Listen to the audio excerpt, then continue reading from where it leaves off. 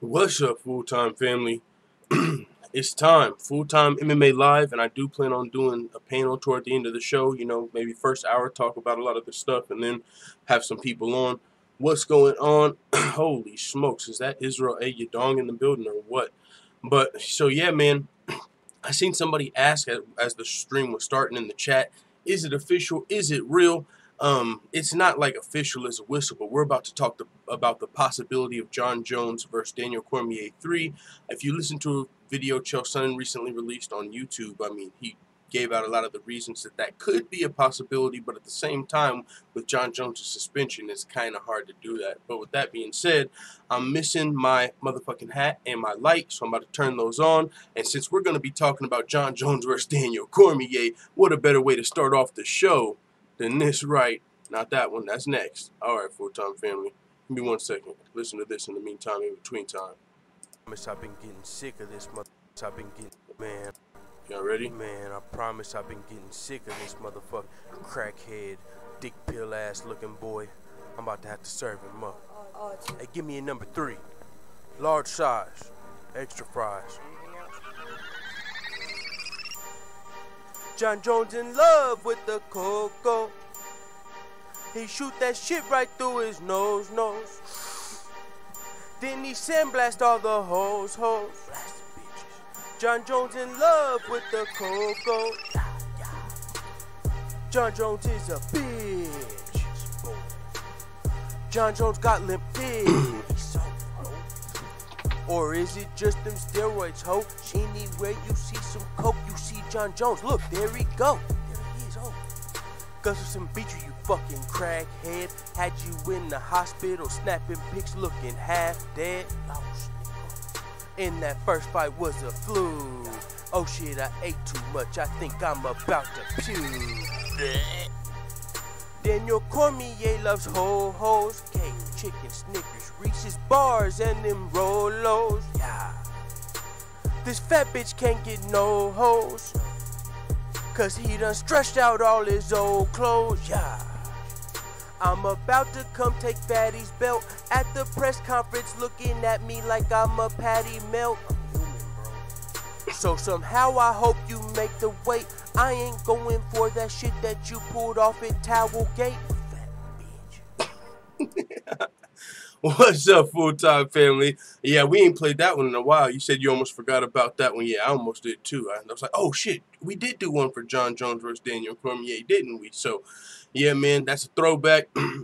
But hey, we got one more. We'll probably play that after we talk about Jon Jones versus Daniel Cormier just a little bit. And let me see, is this still the same video? Yeah, this is the video, though, of Chael Sonnen, where he was talking about it. It's called, Is It Wishful Thinking Jon Jones Back Before the Summertime? And in this video, Chael Sonnen talks about how Madison Square Garden needs a main event still.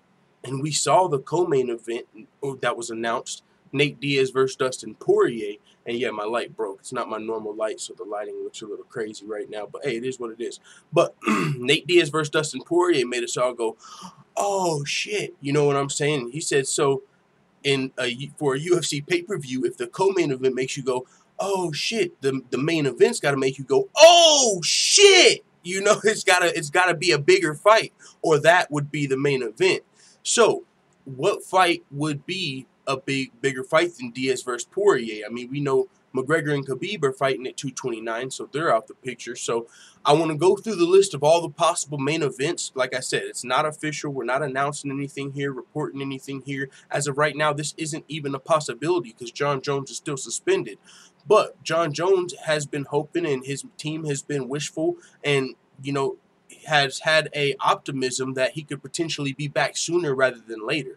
So with that being said, you know, unless USADA, something came down with USADA that cleared Jon Jones, you know, like has happened recently. We saw Anderson Silva was just recently, he was found innocent. So who knows what will happen? That it could, you know, happen with Jon Jones. Something like that could happen, or I mean, something could happen, but something would have to happen at this point because Jon Jones is technically suspended. So as of right now, Jon Jones couldn't headline this card. But let me tell you, as far as a main event for Madison Square Garden, that would definitely be a oh shit fight. And as far as who would he fight, I mean, the biggest fight that I don't think any of us have been thinking, it's probably too hot for this hat today, low key. I might be taking this off. But the biggest fight that none of us have really even thought about is Jon Jones versus Daniel Cormier 3. I'll admit, before the Chael Sonnen video, I didn't really think about this as a possibility. Yeah, it's definitely too hot in here. But so, with that being said, he made a case that Jon Jones versus Daniel Cormier at heavyweight would be probably one of the most ideal main events for Madison Square Garden, although, and Chael Sonnen, who's dealt with USADA, said it doesn't seem like it's possible. But at the same time, hell, I mean, like I said, people have been cleared by USADA recently. Jon Jones is a guy that, you know, some people still do believe is innocent. It was dick pills. We heard it might be some Chinese cocaine on the Joe Rogan podcast. So, you know, Jon Jones has still proclaimed he's innocent despite being, you know, testing positive. So who knows? He is one of the biggest stars too. So maybe something can be worked out behind the scenes, under the table. You know what I'm saying? No, I'm telling man, I don't know. I'm just saying. Whenever I heard Chael Sonnen talking about Jon Jones versus DC3, in my mind as a fan, I was thinking, damn, USADA. You see what you're taking from us. You know what I'm saying? As a fan. Because, and you know, even just as a hardcore fan or somebody that actually does want to see clean athletes, USADA has been kind of in the wrong in my mind. Whether you just wanted to see Jon Jones versus Brock Lesnar and that got taken away from you by USADA, or if you're just a guy that's like, hey, I want to see a clean sport, but still you don't want to see guys' reputations ruined like Anderson Silva, Junior Dos Santos, Cris Cyborg. I mean, you know, after they test positive and then it looks like it's like they're guilty until they're found innocent. It's like, you know, later on it comes out, oh, it was actually a dirty supplement. Oh, it was actually this bad laboratory. But in the meantime, in between time, everybody's looking at these, you know, legends of the sport as cheaters. And then once they're cleared, it's kind of hard to clear up your name after you've already kind of been tainted. There's still going to be people that think you cheat. So USADA's, you know, just kind of been, I don't know, at least they're still cleaning up the sport to some sense. But there's also people that still believe you can still beat USADA. So we'll see what happens. But in my mind, USADA seems to be hurting as a fan the sport a little bit, because we lost Jon Jones versus Brock Lesnar, and all of a lot of stuff's happened. We've seen people like Cynthia Calvillo, fighters, you know, testing positive for, I don't know, there's just a lot of stuff. Marijuana, you know what I'm saying? Fighters testing positive. I think Cynthia Calvillo got like a 9-month suspension for marijuana or some crazy shit. Like, come on, what's really going on here? But hey, it is what it is. As of right now, that is the rules, and you can't break them. So we'll see what happens. There's a lot that would have to happen for Jon Jones to actually come back in main event Madison Square Garden. But also, he's from New York. You know what I'm saying? Holy shit. I think he might be one of the only fighters that, as far as big stars, that hasn't got to fight at Madison Square Garden yet. You know, and he's from fucking New York. So whether it's Madison Square Garden this year or Madison Square Garden next year, we got to see Jon Jones in Madison Square Garden at some point. Now, with that being said, we got the co-main event, Nate Diaz versus Dustin Poirier. So what I want to look at what other champions could potentially headline over them. That would be a big fight. You know what I'm saying? So we'll see what we got here. The rankings.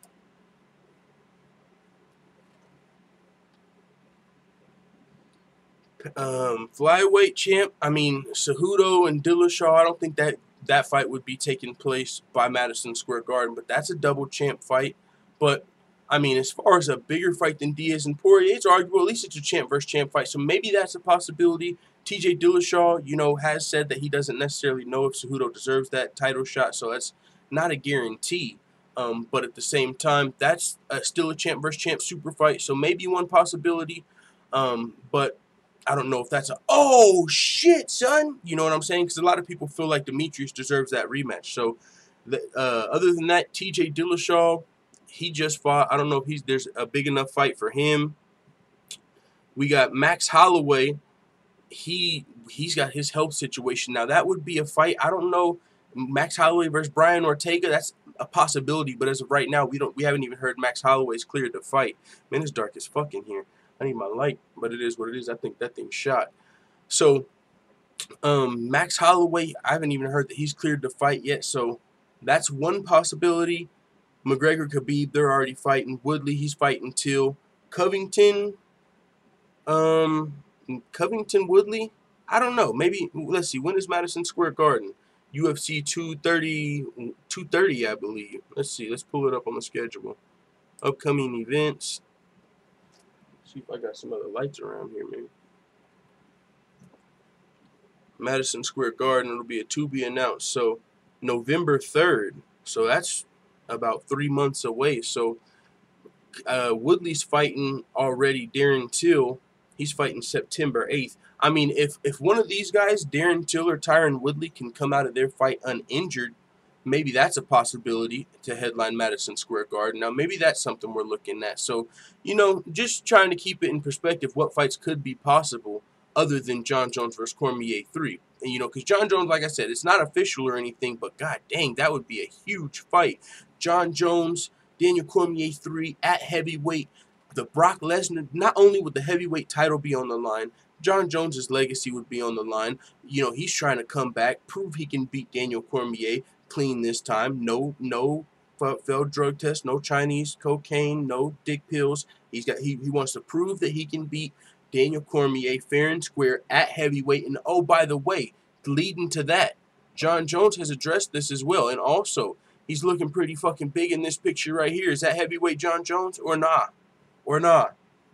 I'm just saying, is that a heavyweight Jon Jones? There's speculations Jon Jones might be coming back to heavyweight. He's looking pretty big. There's speculations GSP might be going down to lightweight. He's looking pretty lean. So if these guys are potentially going to be moving to these divisions, I mean, from the looks of it, that could be a possibility. And we're going to talk about McGregor versus Khabib, you know, or not McGregor versus Khabib, but GSP potentially fighting the winner of McGregor and Khabib in a little bit as well at lightweight, because that's another, you know, thing that would be absolutely insane. Somebody said that steroid John. I don't know, man, and that's hard work, dedication. You just mad that he's a black boy and he's jacked. Either way, whatever you believe, man, might be. I don't know. I'm not gonna say that he's. I don't know. Is he? Do you get tested by USADA whenever you're not? You know what I'm saying? That's a good question. Like, once you fail a USADA test, are you still in the USADA pool? I mean, I would assume so. If you're gonna be coming back. But either way, he's looking like a heavyweight. Whatever you want to say, he's looking like a heavyweight. And also, check this out. Jon Jones addresses the rumors that he's returning at New York. He retweeted this right here. And this is a this website right here. A little clickbaity sometimes. And this is what they said. They said, that being said, Jon Jones recently offered a cryptic response to the rumor that he would be fighting at UFC 230. And he retweeted this. It says, stop spreading these Jon Jones Madison Square Garden rumors. It can only lead to disappointment if it's anyone but Jones that headlines. And he was just like, you know, it is what it is. So, I mean, maybe a little wishful thinking from Jon Jones, possibly. I mean, it's cryptic. You don't really know what to tell from that, but he didn't come out and say, yeah, there's no shot. You know, guys, I'm not fighting. You know, he didn't shut it down. So we're still speculating. Let's go. I want to see it. No, I mean, it's probably... probably not going to happen. It's probably not. As of right now, Jon Jones is suspended by USADA. But think about it. New York, Jon Jones has got to get a fight in Madison Square Garden. It might be 2019 before we see Jon Jones in Madison Square Garden. Regardless, we need to see Jon Jones in Madison Square Garden. And right now, Madison Square Garden needs a headliner.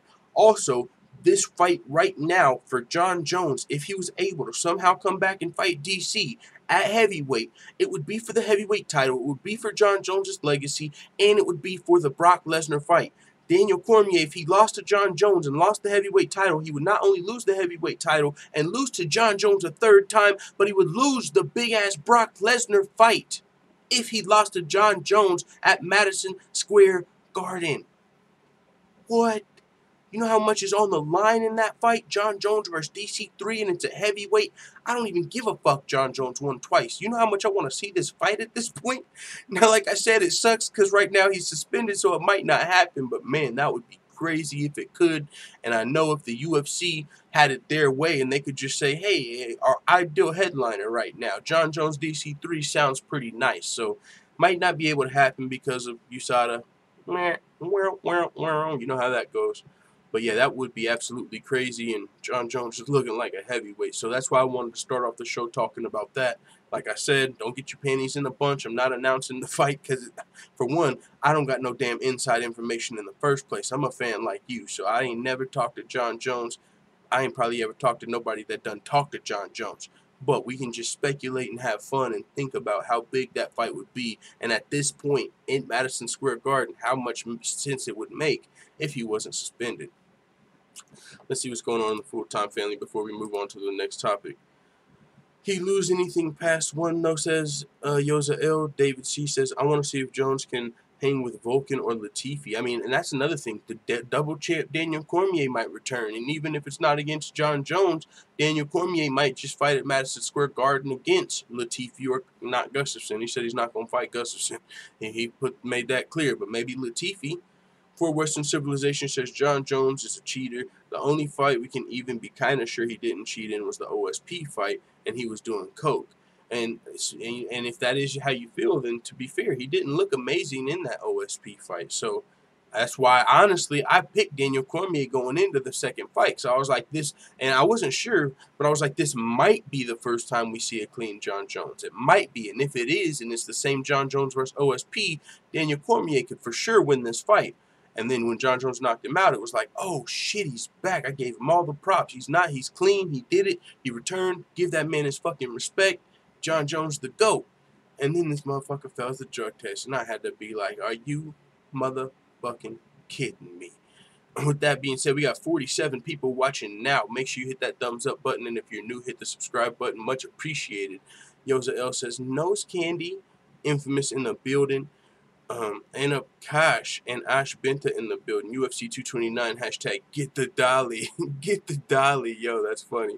All right, moving on to the next topic. What do you guys think about we'll talk about this after potentially TJ Dillashaw and Gervonta Davis, because George St-Pierre talking about watching celebrities fight, probably not, you know, that's more of a casual topic, but it is interesting. We were talking about this yesterday on the show, like celebrity MMA. Hell, we got celebrity boxing. Let's see if these motherfuckers can shoot a takedown. Who's got a little bit of jiu-jitsu? You know what I'm saying? I'm just saying it could definitely be out there. There's a lot of celebrities that are starting to train MMA, not to compete, but just to defend themselves. You know, see Wiz Khalifa, Demi Lovato, all these people training with top teams and actually learning some skills. Like I said, they're not going to fight in the UFC, but if there was like a UFC Celebrity League, we're in the game. I'm just saying, UFC Legends League, UFC Celebrity League. We got some options, and I'm just saying maybe we should look into it. I don't know if you could get a celebrity league sanctioned, but maybe if they can get like an amateur, they would be amateur fights, but nobody would care.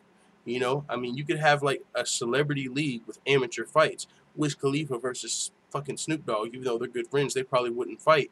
But I'm just saying, you know, they would be amateur fights, but everybody would be watching them. So I think that would be something fun, but who knows? We'll see. If that, you know, that's just a good idea. And that's something GSP, he's not talking about the league, but he is saying he would watch celebrities fight MMA. Now, TJ Dillashaw and Gervonta Davis traded shots over a potential MMA bout, and I'm telling you right now, Gervonta Davis, you do not want any smoke with the Viper. Don't do that to yourself, player, unless you're just coming over here to get some money, you know what I'm saying? Maybe that's what you want, a payday, but you're going to get your ass kicked fucking with the Viper Dillashaw. He's not to be fucked with. Arguably the greatest bantamweight of all time. It's out of him and Dominick Cruz. A rematch we might have to see, which we're also going to talk about a little later in the show. But Gervonta, I know you think you got what it takes and all, but I'm telling you, it's not what you want. Gervonta Davis took to Twitter and said, I want to fight that dude that fought Cody yesterday. And then somebody asked him MMA or boxing. He said MMA. Okay. TJ Dillashaw responded and said, bring it. I heard they were handing out belts after Loma left your division. Oh, snaps. TJ Dillashaw, you know, he sparred with Vasyl Lomachenko. That's partly how he looked so good coming up into his rematch with the great boxer Cody Garbrandt. I mean, I know his training with Vasyl Lomachenko definitely played a part in it. You would imagine Vasyl Lomachenko, one of the best boxers out there. I don't even watch boxing, but I know that. They all talk about Vasyl Lomachenko entering the Matrix and all that shit. So Vasyl Lomachenko is a beast. So TJ Dillashaw taking some shots back at Gervonta. He says, is this really you tweeting this, or it's your hoe John that tweet for you and Loma? I don't know who John is, but sounds like he knows some shit too. TJ says, you wish it was someone else tweeting for me because you know you just put your foot in your mouth. Oh, shit. Maybe it's writing the check that your ass can't cash a little bit. TJ says, if he dares to step in the octagon, I would love to show him how my shin tastes. I think he's an overrated boxer as well with that padded record, and I beat him in the ring. Gervontae, I ain't scared. Oh, snaps. It looks like, I mean, hey, if it happened to MMA, we heard about Floyd Mayweather. He's talking about coming to MMA. Never happened. He got a little quiet. Maybe he was writing a check that his ass couldn't cash. You know, maybe it's a pride thing. Conor McGregor came over to y'all sport. Which one of y'all are coming back over here? I mean, James Toney did his thing back in the day, but we saw what happened. Conor McGregor definitely looked a lot better in his boxing fight than James Toney did in his MMA fight. And so maybe they, you know, one of these guys want to come over here, or at least say they will. But until it actually happens, man, it's all talk to me, because MMA is a whole nother sport, man. Like TJ said, you can taste his shin. Not only that, you get taken down. Good luck. I mean, you can get submitted or just played with down there. It's not what you want. It's just not the same game. Now, to be fair, yeah, you do your boxing thing. You might beat TJ Dillashaw in the hand fight, you know, but this is MMA. You said MMA. We didn't say MMA. Yeah, somebody asked you boxing or MMA. You could have said boxing, but maybe MMA, but you just said MMA. So you asked for this. He said, let's make this happen, pussy, talking to TJ Dillashaw. Oh, smacks. He said, I know I'll knock TJ out. Yo, make it happen. I mean, who's next for TJ Dillashaw? He did tell Dominick Cruz, which is a fight that I want to see, honestly. After listening to Dominick Cruz on the MMA Hour, and, man, he was snapping. Dominick Cruz, one of the, if not the best trash talkers in the game. Of course, Conor McGregor might have took the title, but I don't know. I personally like Dominick Cruz's style. I mean, his trash talking. He was bringing it to Ariel Helwani's MMA show, and he was talking about why he deserves the rematch, and he made a great case for it, and he was also talking some smack. So, but at the same time, TJ Dillashaw has said, you know, get to work, Dominic. He wants to see Dominick Cruz have to fight #1 contenders like he had to as the #1 contender whenever he lost his belt. He had to fight Rafael Assunção, and he had to fight John Lineker, while Dominick Cruz didn't give him that immediate rematch and went on to fight Uriah Faber, I believe, and then Cody Garbrandt. So TJ had to wait the whole time. But Dominick Cruz had a good point. He said, really, TJ Dillashaw should be thanking me for that. And hear him out. He's got a good point. He said, TJ Dillashaw should be thanking me for making him wait, because in the long run, it got him more money. You know, because for one, he got those 2 fights while he waited, and then he got to fight Cody Garbrandt twice, who he beat twice in 2 title fights. He said if I would have beat him in the rematch, he wouldn't have got to fight Cody Garbrandt. You know, like that. Cody Garbrandt might not have been the same deal, because Cody Garbrandt would have never fought Dominick Cruz. It would have never been the same thing. So in the long run now, TJ Dillashaw actually got 2 pretty nice paydays off of Cody Garbrandt, and he's still the champion if they were to rematch. So Dominick Cruz did have a good little point there. But so, yeah, man. Gervonta Davis, though, I mean, that would be a money fight for sure. Boxing versus MMA in MMA. As of right now, there's not really a clear-cut #1 contender at bantamweight. You got Dominick Cruz, you got Marlon Moraes, and there's Rafael Assunção. Rafael Assunção also made a great case. It would be a trilogy fight. He was on Ariel Helwani's MMA show. He made a case that it would be a trilogy fight. So, you know, Rafael Assunção also feels like he deserves the next title shot. Really, it's a 3-man race. 4-man if you consider Gervonta Davis. So in the meantime, in between time, hey, if TJ fights Gervonta Davis, Madison Square Garden needs a main event. No, but if TJ fought Gervonta Davis, those 3 guys that are trying to, you know, fight for the title, maybe one of them could fight each other. Maybe Marlon Moraes could fight Dominick Cruz. Maybe Dominick Cruz could fight Rafael Assunção. And the winner of one of those fights could fight TJ after he fights Gervonta. So right now, TJ could be looking for an opponent. So Gervonta better be careful, because TJ really could, you know, call your bluff, because he needs an opponent. So be careful what you wish for. So that would be dope. Yeah, we'll see what happens, though. Moving on, we got George St-Pierre explaining why he would watch celebrities fight in the UFC. And, you know, a little bit about what we were talking about, a celebrity-like league, even if it's amateur, like, you know, people would watch it. They're talking about Logan Paul and KSI doing celebrity boxing right now. And they're just, you know, 2 really famous YouTubers, popular YouTubers with millions of followers. But that fight's probably going to do better numbers than, who knows, Gervonta Davis's last fight. Can't be sure, but there's something to be said about how much attention is on this celebrity boxing fight. So what's up with celebrity MMA? It's only, you know, it's got to happen eventually. We're seeing these celebrities start to train jiu-jitsu and kickboxing and all of this stuff, learning the different techniques. Eventually, we need to see some celebrity MMA. Fuck just the, you know, I think it's going to come. Now, who knows when, but this is GSP's thoughts on celebrities in MMA. He says, UFC became more mainstream, and to attract more mainstream people, you need to have more mainstream athletes. I think it's a good thing, but let's not confuse who's who. He says, I'm all for it. I'm really all for it. Or this hockey player goon against the MMA guy. I wouldn't mind. He said, we're entertainers. Because we're entertainers, the decisions are made for money, especially. I believe since the UFC has been sold, they have a big debt to pay, and they have to take care of business. I know it's frustrating sometimes, but I think it needs to be a mix of both. That I understand. And, you know, talking about the level of fighting. In terms of pedigree as a fighter, as a martial artist, I consider wrestling and boxing as a martial art. He's a well-decorated athlete, proved his skill before. He's all about DC. But so, yeah, man, either way, yeah, we see Greg Hardy coming up. He's a football player, but he's almost kind of like celebrity. I mean, to our knowledge, it's not like he had a background in karate or wrestling. He's, you know, didn't have any pro fights, got brought up through the amateurs, but that's kind of like celebrity. But like I said, it's a little different thought than the celebrity like amateur league, which I think would be a great idea. But still, GSP's like, hey, I'm down. This is entertainment. Keep in mind, you know, they're not going to be as good fighters as us, but if they want to come over here and try it, definitely bring some, you know, intrigue. Like a hockey guy, you know, they get in fights. People love watching hockey fights. Let's see how a hockey dude would do against an MMA fighter. What if we had like a fucking hockey guy coming up, kind of like a hockey Greg Hardy or something? I would fucking love to see that, at least until he got derailed, which would likely happen against a legit mixed martial artist. But hey, it'd be fun. So with that being said, we got 44 people watching. Make sure you hit the thumbs up button if you are new, and also hit the subscribe. Moving on, let's see, did we skip anything or we covered all of that? Yeah, we covered all of that. And we're going to do a panel toward the end of the show, probably in the next 20 or so minutes, you know, the last hour of the show. But next we got Colby Covington sharing a pro wrestling story Donald Trump told him at the White House. Donald Trump, you know, is a guy that went to the WWE at some point. I don't know how many times, but he went to the WWE, and he's also one of Colby Covington's fucking idols. And so you could imagine Colby Covington was there like a fanboy. Colby Covington loves the WWE. He wants to go to the WWE. Hey, Mr. President, Mr. Trump, what do you think about the WWE? And he told him a story. You know, probably had a grand old time. But he says, it was the best day of my life. I actually gave him his time.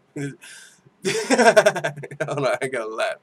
Colby Covington's talking about meeting Donald Trump was the best day of his life. Oh God, this motherfucker is hilarious. They asked him about his experience at the White House. He says, it was the best day of my life. I actually gave him the title belt, and he sat it on his desk. We shared some stories. We laughed a little bit. We just hung out for a good 30, 45 minutes and just bullshitted. He's a big MMA fan, big UFC fan, and big wrestling fan. I didn't know he used to wrestle back when he was in high school, so it's pretty cool that we come from the same lineage, wrestlers. I guess that's what all the greats come from. We were bullshitting, and he told me a funny story about pro wrestling and his WWE match for WrestleMania. He said he had a hair versus hair match with Vince McMahon in the pro wrestling match.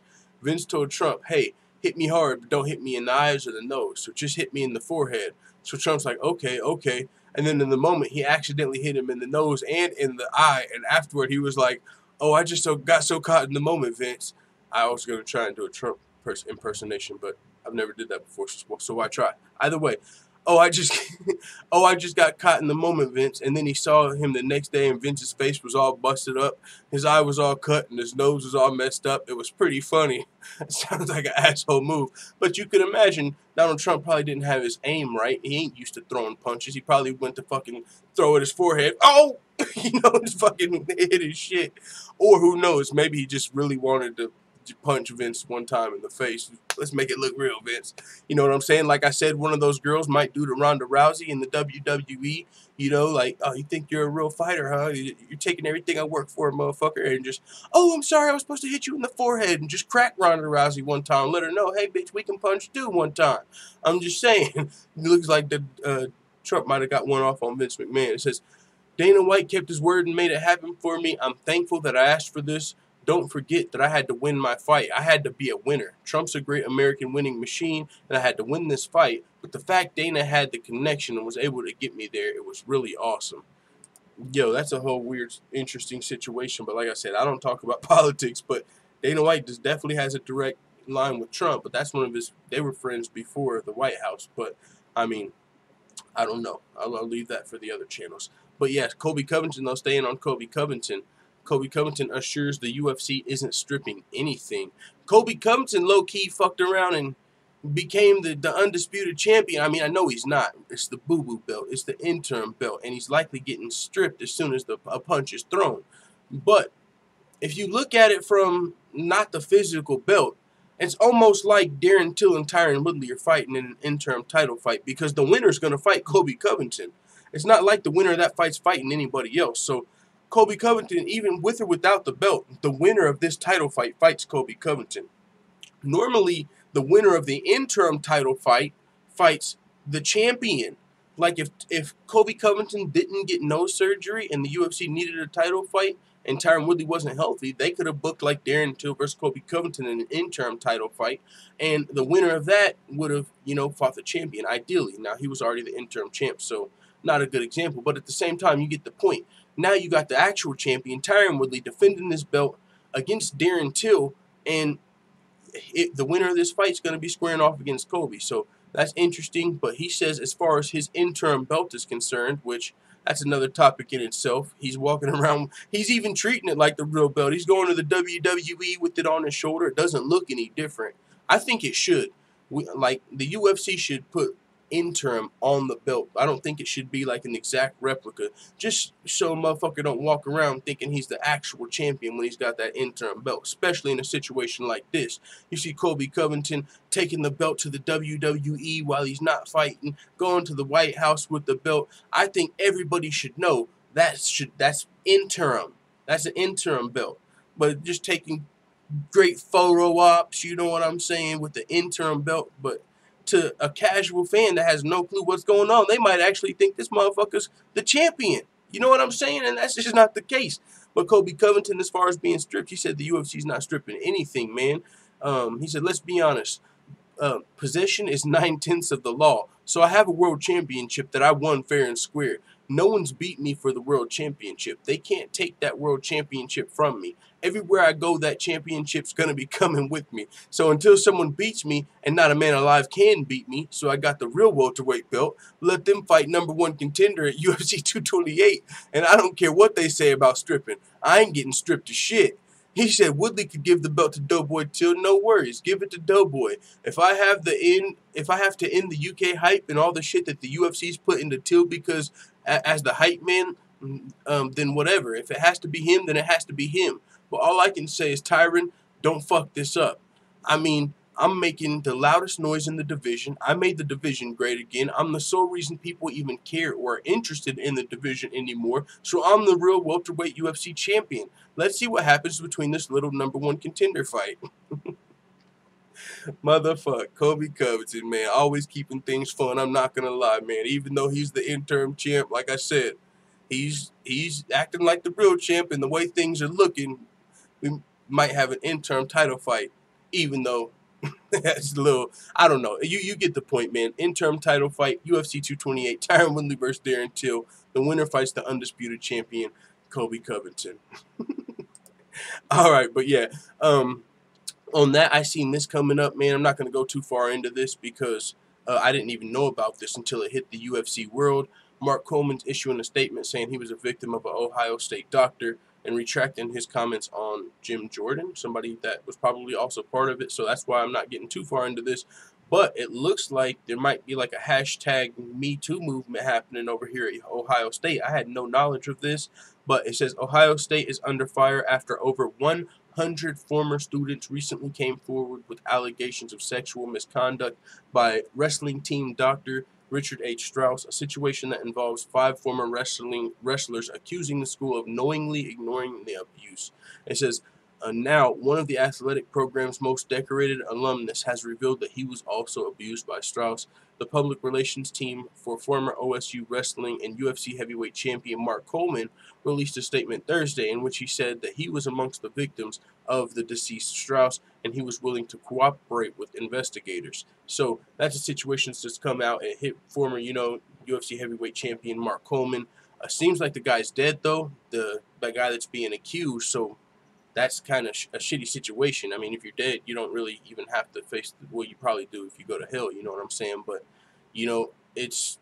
it's different if this was brought to light when the abuse was going on. Instead, this motherfucker got to live however long. So, I mean, that's just an unfortunate situation. It reminds me, of course, of the whole Jerry Sandusky deal that was going on. And so who knows what's going on at these colleges, but something to be said about the power that they have over the athletes, because it's their career lies in these people's hands, right? If you're a fucking coach, you're make or break if I make it to the next level. If you tell motherfuckers that if you cut me or whatever happens, if I get blackballed, whatever happens, in a situation, you got a lot of power over these young men. And so to see the shit like that, that's pretty fucking disgusting. Abusing their power over their fucking students, that's absolutely insane. And it said over 100 former students recently came forward with allegations. So holy smokes, that just recently hit. I saw that on pretty much every MMA website. So I figured I'd at least bring it to light to you guys, anybody watching. So you can learn more about that on any other website. They have more details than I would have, as I just learned about this as well. So, all the victims and shit, you wish the best for them in this situation. But yeah, we'll move on from that topic. Make sure also we got 41 people watching. You hit the thumbs up button if you're enjoying the show. We're also going to be doing a live panel where you guys can join as well. We're going to be talking with more MMA fans like me in the panel. We'll do that toward the end of the show, probably in the next 15 minutes or so. With that being said, on the Area Helwani MMA show this Monday, Duane Ludwig was on the show, Dominick Cruz was on the show, TJ Dillashaw was on the show, Havila Sunsao was on the show. A lot of these guys in the bantamweight picture. Duane Ludwig, of course, being TJ Dillashaw's coach, and Dominick Cruz, part of his trash talk was aimed at Duane. He was talking about how, he feels like Duane is living through TJ Dillashaw. He's like, have you seen the guy? He's pushing for these fights, and he's almost as excited as TJ Dillashaw, if not more excited. And I mean, hell, to me, Duane Ludwig looks like a guy that you would love to have as a coach. He's all for his fighters, but at the same time, it's part of Dominick Cruz's trash talk, and that might fuck around and help get him the fight. And because you know how that goes, you can talk about me, you start talking about the people around me, and we might have some problems. You know what I'm saying? So that might be helping entice TJ to the fight. But recently speaking with BJPin.com radio, Ludwig assured that he is most definitely living vicariously through TJ Dillashaw. This is what he said. He said, "Fuck yeah, I lived through TJ Dillashaw." He says, he should just, that's funny. He just accepted that shit. If you watch, he is hella excited, but at the same time, it's trash talk. It is what it is. Yeah, of course he's excited for his motherfucking dog, someone that he's helping train. It's your work and your mind. Everything you're putting into this dude, he's proven he's one of the best fighters in the world. That's putting you on too. So he's like, fuck yeah, I'm living through TJ. He said he's just a negative crybaby, a negative fucking crybaby. He's just salty and sad that he doesn't have a knowledgeable coach that has his back till death. I love TJ. He's family. I do whatever the fuck I need to take care of that guy, right? Sorry that you don't have a knowledgeable, passionate coach. Don't hate like everybody else does, motherfucker. We have something special, and I'm sorry you didn't find your guy. And what the fuck can I say? This is meant to be. Learn from it. Don't hate on it. Fuck yeah, I'm living through TJ. That's exactly what the fuck I'm doing. So he definitely sounded like he took a little bit of offense to what Dominick Cruz said. Not offense, but you know what I'm saying? He was a little snappy there, cussing, and seemed a little angry. Not angry as in he couldn't deal with it, but fuck yeah, man. Definitely had a little something to that. So, and he also took a little bit of shots, it seems, maybe at the coaches over at Alliance, because he said you're mad you don't have a knowledgeable coach type deal. So, I mean, this is another rivalry of TJ Dillashaw's. And to be fair, if it's not going to be Gervonta Davis or Henry Cejudo in a super fight, I'm not going to lie, man. Even though Dominick Cruz has been out and he's been, injured and inactive, that's probably the best fight for TJ to take. If you're on TJ's team, if you're TJ Dillashaw, it's a legacy fight, and it's going to be the biggest fight.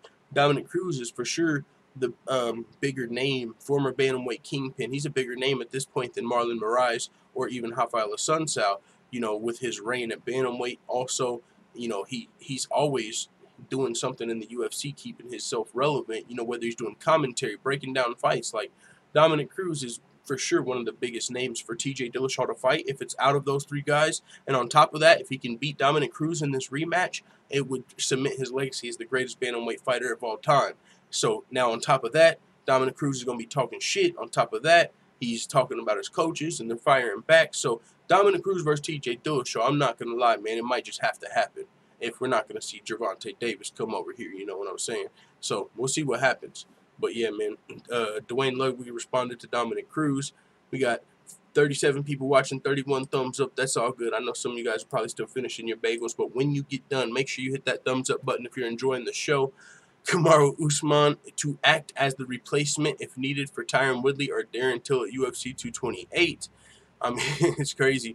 All three of these guys, you know, actually getting active and fighting. Colby Covington's just on a world tour with this interim belt. Oh, how things play out. That's so funny. It's kind of funny, but hey, it is what it is. At least we got these dudes. They ain't worried about all that drama, politic bullshit. They're getting in there and fighting, doing their thug dizzle, and it looks like Kamaru Usman's going to be ready just in case shit. If Darren Till can't make weight, maybe, or if he, you know, if any of these guys get injured leading up to the fight, at least we'll have a potential interim title fight between Kamaru Usman and the winner. Now, if it's Tyron Woodley that stays in, it's still for the title. But maybe if Tyron Woodley gets injured, we fuck around and see, you know, it would be Usman versus Till, interim welterweight title, and then for sure Colby Covington's out of the picture if that happened. But per his management, Usman will in fact submit medicals and weigh in during fight week in the event something happens to Woodley or Till before UFC 228 in Dallas. Kamaru Usman retweeted, "Just a deep feeling in my soul, September 8th. I will be the new welterweight champion of the world." Holy crap, that would be crazy, man. I mean, and he's going to weigh in his medicals and everything, so he'll be ready. That's dope to see. We're going to have someone on backup just in case. And one thing I got to admit, man, with all of these, you know, how rushed they were to get a title fight for UFC 228 and the fact that they even got a backup just in case, they must not necessarily, I don't want to say believe in, but Valentina Shevchenko must not be a super big draw at this point, and you know, nothing against her skill. She's definitely, in my opinion, one of, if not the best pound for pound female fighter on the planet. But it's like she is not even an option to headline this card. Well, it'd be Nico Montano, but Valentino's still fighting, so it's like maybe it's just, you know, the matchup. Nico Montano, you know, and Valentina wouldn't be a big draw, but either way, if Valentina was a huge draw herself, I mean, we've seen Cyborg versus Kunitskaya. Cyborg can headline a card. You know, they've let Cyborg do that. So with the fact that we already had a title fight, and it's like they had to put this Woodley versus Till fight together because they needed a title fight. It's like, just in case, you know, if this fight falls through, we still can't have Nico and Valentina at the top. And it's like, we got Kamaru just in case. You know, they were looking for title fights for this card, and we already had Nico versus Valentina. So it seems like that's not really an option to headline the card. Or might have just had a weak card, you know what I'm saying? But yeah, Michael Marney said, "Full time all the way, much appreciated, good sir." Marcus Maines in the building, thumbs up, people. We got 38 watching, 33 thumbs up. That's 5 people still finishing up their bagels. Let's go. Trollbuster in the building. What up, motherfuckers? Not much. What's going on, brother? We got we just finished talking about Kamaru Usman gonna act as a replacement, substitute, and shoot. Maybe if I was Usman and maybe he doesn't want to risk it, maybe you take a fight, you know, with a guy that it's hard for him to get a fight anyway, a lower ranked guy, you know, just in case to be on the card, because it seems like he's just going to be there in case to step in, but he's not going to be fighting on the card in case. We've seen that happen sometimes where you'll have a fight on the card and just in case the main event, something happens, they'll pull a guy up from that fight. So let's say Kamaru Usman just fought Emil Meek recently. I mean, before the Damian Maia fight. Like, let's say you had, like, Kamaru Usman versus Emil Meek on the card. Just in case Woodley or Till fell out, you could still move Usman up. But if not, you know, Kamaru Usman's making weight, filling in his medicals. Why not get a fight in? If you're healthy, might as well fight somebody, get a paycheck, unless you just are waiting on a better opportunity. But hell, if he's gonna be there, be square. Might as well throw down with somebody, get a quick paycheck. But Kamaru Usman's a guy that's definitely looking to move up in the rankings, so maybe he's not trying to risk it for the biscuit at this point, now that he just got into the top 5. But I'm pretty confident Kamaru Usman could get a W, even if it's against a lower tier ranked guy, just to be like a substitute or a replacement fight. But yeah, he'll be there at UFC 228 just in case. If you could only choose one fight to watch, would it be DC versus Brock or Woodley versus Till, says Seismic Shock. Ooh, I would probably, me personally, I would go with Woodley versus Till. Given everything given Till makes weight, you know what I'm saying? Like, perfect. Like, the win got taken out of my cells a little bit on Till with his last fight, just because how it played out. I was like, oh, that's unfortunate. I wanted to see him come back and get a more decisive win over a top guy, but it is what it is. Woodley versus Till is still a great fight that I really want to see. And Brock Lesnar versus DC, it would be cool, but I think that's more for the casual fan. Like, I don't know if I really, you know, it'd be fun, but I think that's more just a big fight for everybody. You know, it's more of an event. So what I personally want to see as an MMA fan, I want to see Woodley versus Till, but the other one would be fun too. Just thumbs up, my dude, says the life of, I scrolled up, Life of Lexi. Much appreciated, Life of Lexi. Thank you very much for the thumbs up. Here Had a Hooligan says Brock only drinks gorilla juice. Hey man, I need some of that. I mean, only if it's USADA approved, right? I mean, I'm not under USADA, but I'm saying he must be on that USADA approved gorilla juice now, because he's in the testing pool. Troll Buster said, hit that thumbs up. Much appreciated, full-time family. We got Curtis Blades hoping Stipe Miocic accepts the fight offer rather than wait. He says neither of us is going to get that title shot this year. And, you know, that's true. I like Curtis Blades' ankle. He has called out Stipe Miocic. He did it respectfully. But then he came out again respectfully, but he said, hey, I've signed my contract if you want to get it in. Now, he is saying a good point, the fact that, I mean, heavyweight's tied up right now, log jammed a little bit. So unless Stipe Miocic is just trying to wait it out for his rematch that a lot of people feel like he does deserve, and I'll give you another reason why Stipe Miocic might not take this Curtis Blades fight, and it's not that he's ducking his taco at all. I mean, Curtis Blades is a very talented heavyweight and potential future champion, but Stipe Miocic is not a guy to turn down a fight. But there are reasons he might not take this fight. And one of those reasons is, for one, a lot of people feels like he deserves an immediate rematch. He himself, you know, he did break the heavyweight title defense record, arguably the greatest heavyweight of all time. Now, to be fair, he got knocked out in the first round, so that's not really, everyone's not going to take that. You know, some people are going to say, yeah, get another fight, and if you're healthy, instead of waiting on Brock and DC, because who knows? Brock and DC could fight in January. The winner of that fight could fight John Jones. You might be out until the second half of next year. So Curtis Blades is like, instead of just waiting, let's just, you know, get a paycheck. Let's fight one time. Now, with that being said, the other reason that's very valid for Stipe Miocic that he might be taking some time off, he just had a daughter, and he said when he lost his title, I'm going home to my baby girl, just had my new daughter. I can't wait to spend some time with my family. He was a more active heavyweight champ. You know, he was getting some fights in. So, that being said, he might take some time off. He just had a new daughter, like some paternity leave, if you know what I'm saying. You know, spend some time with his family, got a little bit of money, just fought in a champ versus champ super fight, probably got a nice little check there. So it's not like he's also dying for a paycheck. Or, you know, Curtis Blades, of course, he wants this fight. Former champion, be a great time. If you could beat him, you're one step closer to the title. Curtis Blades is coming off a very impressive win. I mean, some people would disagree over Mark Hunt, but he got 10 takedowns and definitely dominated that fight once he took the fight to the ground. Now, he didn't outstrike the vet Mark Hunt, who's one of the best, you know, sluggers and strikers probably in the heavyweight division, but you didn't necessarily expect that. Like I said, he's still young in his game. Curtis Blades, we looked yesterday, he's only like 27 years old, but he's got great wrestling, and so he's got that in his back pocket. If he gets tagged once or twice, of course, he might look for the takedown, and if he has success with it, he'll probably go back to it. He's trying to get up there. So he got the win over Mark Hunt. Then he looked devastating in that third round against Alistair Overeem when he rained them fucking razor blades over. You see where he got his nickname, Curtis Razor Blades, because he cut Alistair Overeem's head open with those elbows and just got that TKO in the third round and busted him open. So almost looked like a horror movie at the end, just leaking and shit. So Curtis Blades is definitely a scary fighter. But I don't think Stipe Miocic would be scared of him because Stipe is that motherfucking dude. Baddest man on the planet, reigning defending heavyweight champion. Before, of course, UFC 226 when Daniel Cormier dethroned him. Now, also in that fight, there was a little bit of controversy with the eye pokes. DC did land a couple. To be fair, Stipe landed one, but, you know, he got knocked out in the first round. So some people are like, fuck that. You know, we've heard that from Dana White himself, Luke Rockhold. You know, no one expected Bisping to beat him, but afterward he didn't get a rematch. He said, listen, you just got knocked out in the first round. You don't deserve anything. And, you know, Stipe Miocic is a guy that's always felt disrespected by the UFC, so if he doesn't get that immediate rematch, maybe there's something to that. You know, it's not like Stipe Miocic was the biggest trash talker. You know, he didn't really embrace that side of the entertainment. He was stone cold Stipe. He did his thing, went to work, got to work, defended his belt, went back home. Popped open a Modelo. You know what I'm saying? That was Stipe. So we'll see what happens. But as of right now, the division's a little tied up, and top contender Curtis Blades is looking for that fight with Stipe Miocic.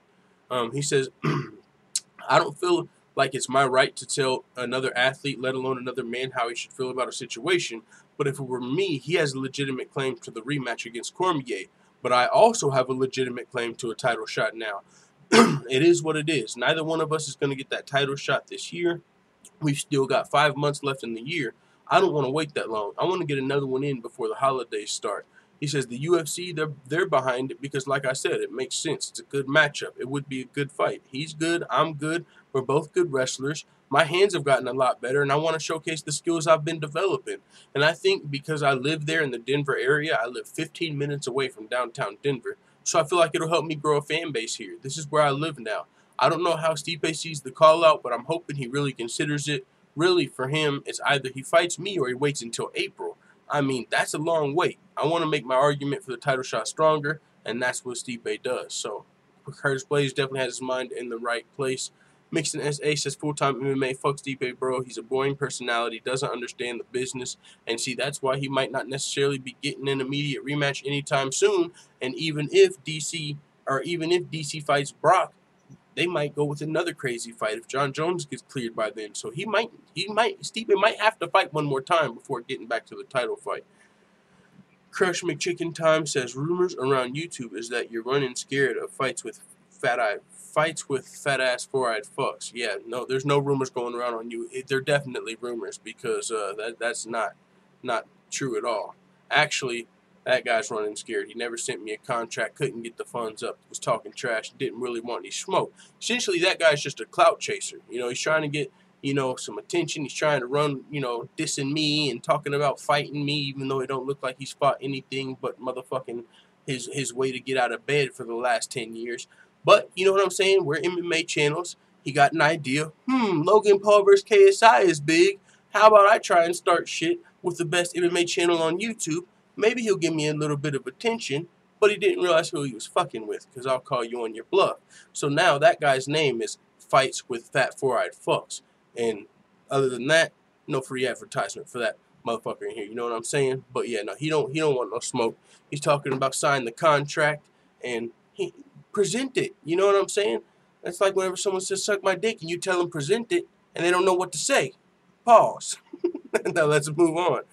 Yeah, he said he'd take my money, no problem. Full-time $10K to fight. That's what I'm saying. I'm not doing it for free. Shit, you know what I'm saying? I need shit. I ain't just in here to entertain shit. I'd rather get to work and grind for these YouTube pennies rather than entertain this clout chaser. You know what I'm saying? But if somebody wants to pay me to whoop this dude's ass, bada boom, bada bang, I'm there.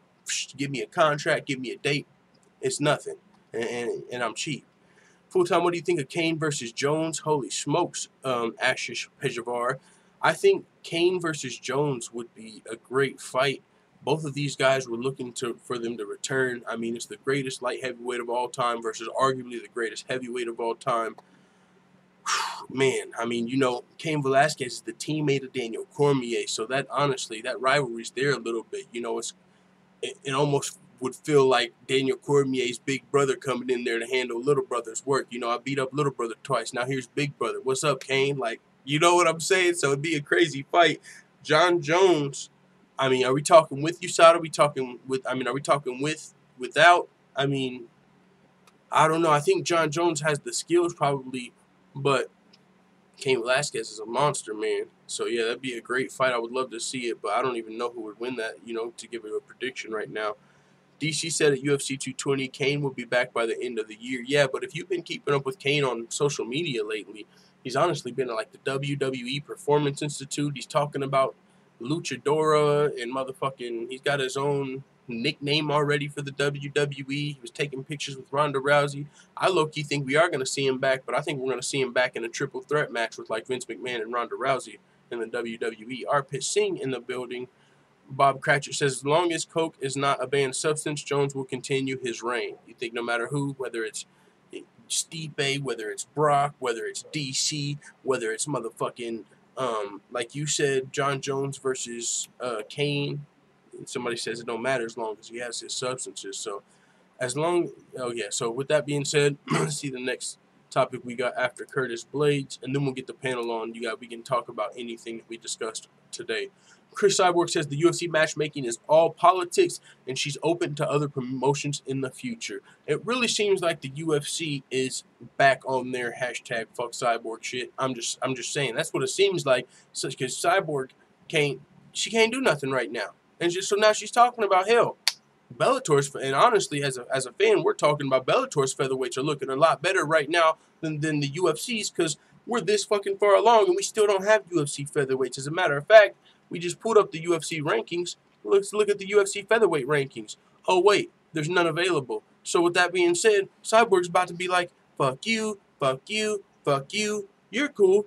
I'm out of here. And she's about to head off, whether it's to boxing, whether it's to Oscar De La Hoya, whether it's to Bellator. She's going to head somewhere where they appreciate her skills as one of the greatest featherweights on the planet. You know, the UFC's been throwing her these bantamweights, just feeding her Cyborg food, and now she's ready to fight. She's like, I don't get paid to wait. Amanda Nunes is ducking her taco. She's cleared to fight, but she's talking about building the damn fight like she's fucking Johnny fucking promoter over here. And really, she's ducking her taco, because first it was something about an injury. Now it's something about I want time to put on the weight and build the fight. But no, you're cleared to fight, sweetie. What's going on? We need a fight. Well, let's do it for WMMA. Let's fight on the same card. UFC 228. They need a title fight. Boom. Valentina's on the card. What, do you not want to be in the same vicinity with Valentina? You scared Valentina might see you in the motherfucking back room and give you the round 3? I'm just saying, why aren't you trying to fight me at UFC 228? You're cleared to fight. And in the meantime, it's not just Amanda Nunes. It's partly the UFC, because it's like, hey, I don't get paid to wait. If you guys can't get Nunes to fight me, what about, she called out 3 girls. Pam Sorensen. What about, who's the other one? Cindy Dandois. Also, Idion Gomez. She's like, sign one of these girls. You did it before. Just get me a fight. I'm ready to fight. I'm healthy. But you guys ain't did shit with this division. And when we signed Megan Anderson, Holly Holm got to fight her. Or I would have. That's a fight people wanted to see for Cyborg. So Cyborg lost that fight. So Cyborg ain't got a fight, and she's ready to fight. You literally have a healthy champion who can't fucking work right now. So she's about fed up with this shit. Cyborg's about ready to go. And she's open to other promotions. Now, we'll see what happens, but this is what she had to say. The day Nunes signed the deal, the UFC reached out to my manager, and then 2 days before, they asked me to fight Amanda Nunes on September 8th. I said, yes, I'm ready. I want to fight. After that, they contacted us and said, Amanda cannot fight in September. She wants to fight in December. For me to wait for a fight for 9 months, I'm not getting paid since this last fight against Yana Kunitskaya.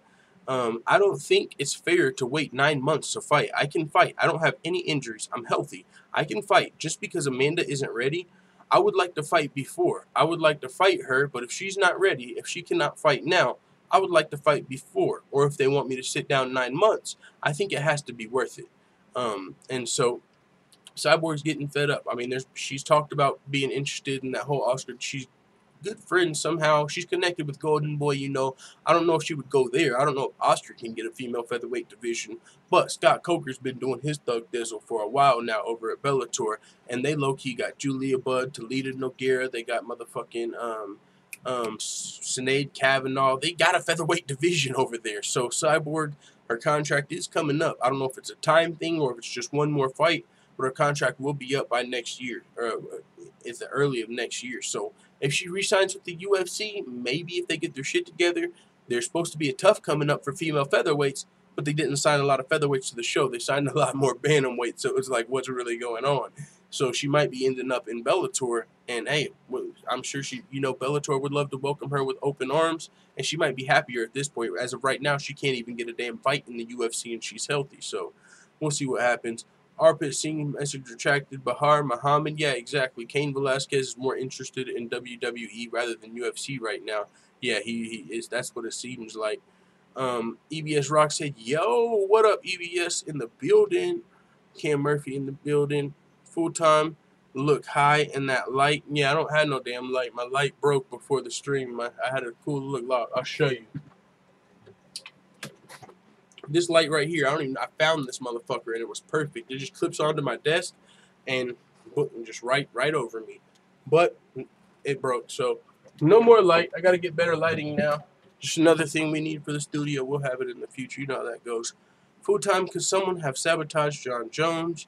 Yeah, we know who did it, bro. It was Luke Rockhold. This is a joke. Luke Rockhold. There was a press conference. No, I will pull up the picture for you, though. Look, I'll show you the picture proof of where Jon Jones got sabotaged, in my mind. Jon Jones, Luke Rockhold. Boom. Got it. Jalapeno joints. Ding, ding, ding, ding, ding. This is where it happened. And you should not eat the fucking jalapeno chips of the enemy. This is Daniel Cormier's teammate. Your hands are in his chips. It's rigged. There's motherfucking sterilized motherfucking anabolic steroids and motherfucking cocaine in here. Do not touch the chips, because once you eat one, the cocaine makes you want more, and you just eating all the motherfucking steroids, and Luke Rockhold knew this. Luke Rockhold didn't actually eat a chip. See, Jon Jones fucked up. Yeah, you got to make sure. You know what I'm saying? If this was a drink, Jon Jones could have just got slipped the fucking Mickey right here. You know what I'm saying? Like, boom, boom, Cosby, boom. That's what happens. You eat out of somebody else's shit, and you end up failing your drug test. And this is fucking Daniel Cormier's brother right here. Sabotage. I made a video on this way in the past, but you know what I'm saying? I've made 1,000 videos since then, so it probably gets overlooked. But boom, boom, boom. You're looking at what happened. UFC 172 was the beginning of the end. Sorry. Them jalapeno joints. That's what it was. Now, you heard it here first. And if not, you heard it here second. But I'm telling you, that's what I came up with when I did my investigation. It had to be them damn jalapeno joints. So, Jon Jones, don't be fraternizing with the enemy. Maybe when you come back, you'll be good. But keeping it on the WMMA for a little bit. Jermaine Durandamy faces Raquel Pennington at UFC Denver. Let's see what the full-time family's got to say, though. First, about them jalapeno joints. You got to scroll down. Bob Cratchit says, full-time breaks the case. I'm a believer. Someone notify Eddie Bravo. Yo, chill. Leon Dobson says, full-time. Jalapeno Coke chip says, hair-hatted hooligan. I'm telling you guys, man, them jalapeno joints. It was the chips. Hashtag it was the chips. I'm telling you, we might be on to something there. We might be. Somebody's got to ask Luke Rockhold about those chips at a media event. This is why, full-time family, we need to get me big enough to the point where I can ask these questions. I can hit up Luke Rockhold for an interview, and we can ask him on here. And we can pull up on the screen, hey, we see this picture right here of you and Jon Jones. Now, just if you ain't got to admit to it, but if these were sabotage chips, just blink twice. You know what I'm saying? We need to get to the bottom of this. We need to get to the bottom of this one day. Maybe 4 years from now we'll be there. Hairhead Hooligan says Jon Jones usually puts wasabi in them because he's a killer. That's funny. My nephew out of nowhere came up to me and he was talking about playing a prank on his mom. He said, I'm going to put some wasabi and some gum. And I'm not going to tell her. He's hella young. It was hella funny. But that's what that reminded me of. So, yeah, man, it was definitely them jalapeno joints. So with that being said, Jermaine Durandamy is returning from her absence. Her taco is officially unducked to face Raquel Pennington at UFC Denver. Holy smokes. We got former title challenger Raquel Pennington coming off that title loss to Amanda Nunes. And I heard a good name from Coach Shelton Harrison. I mean, I usually don't like giving fighters these names, but this was a good one, man. Peg Leg Pennington. Now, you know, she might take offense to that, but it's just a joke. But either way, you know what I'm saying? she did have a pretty bad leg injury that prevented her from fighting Amanda Nunes. She got in like an ATV incident, and then as soon as she got in the fight with Amanda Nunes started kicking that leg, so she definitely might have a little bit of, you know, sustained damage to her leg. Not quite a peg leg yet, but maybe if she, you know what I'm saying, she continues to get, who knows what could happen in the future, you know. But she's taking on Germaine de Randamie, coming down from featherweight. Germaine de Randamie fought Holly Holm for the inaugural featherweight title, and then after she won the title, went and gave, you know, multiple reasons why she would not fight Cris Cyborg, and so the UFC had to eventually strip her of her title, and she hasn't been back since. But technically, she's the inaugural featherweight champion, which is kind of crazy because she only fought one time there.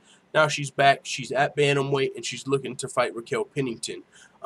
This is a good fight. You know, all of that aside, this is going to be a good fight between two of the top-ranked bantamweights for sure in the world.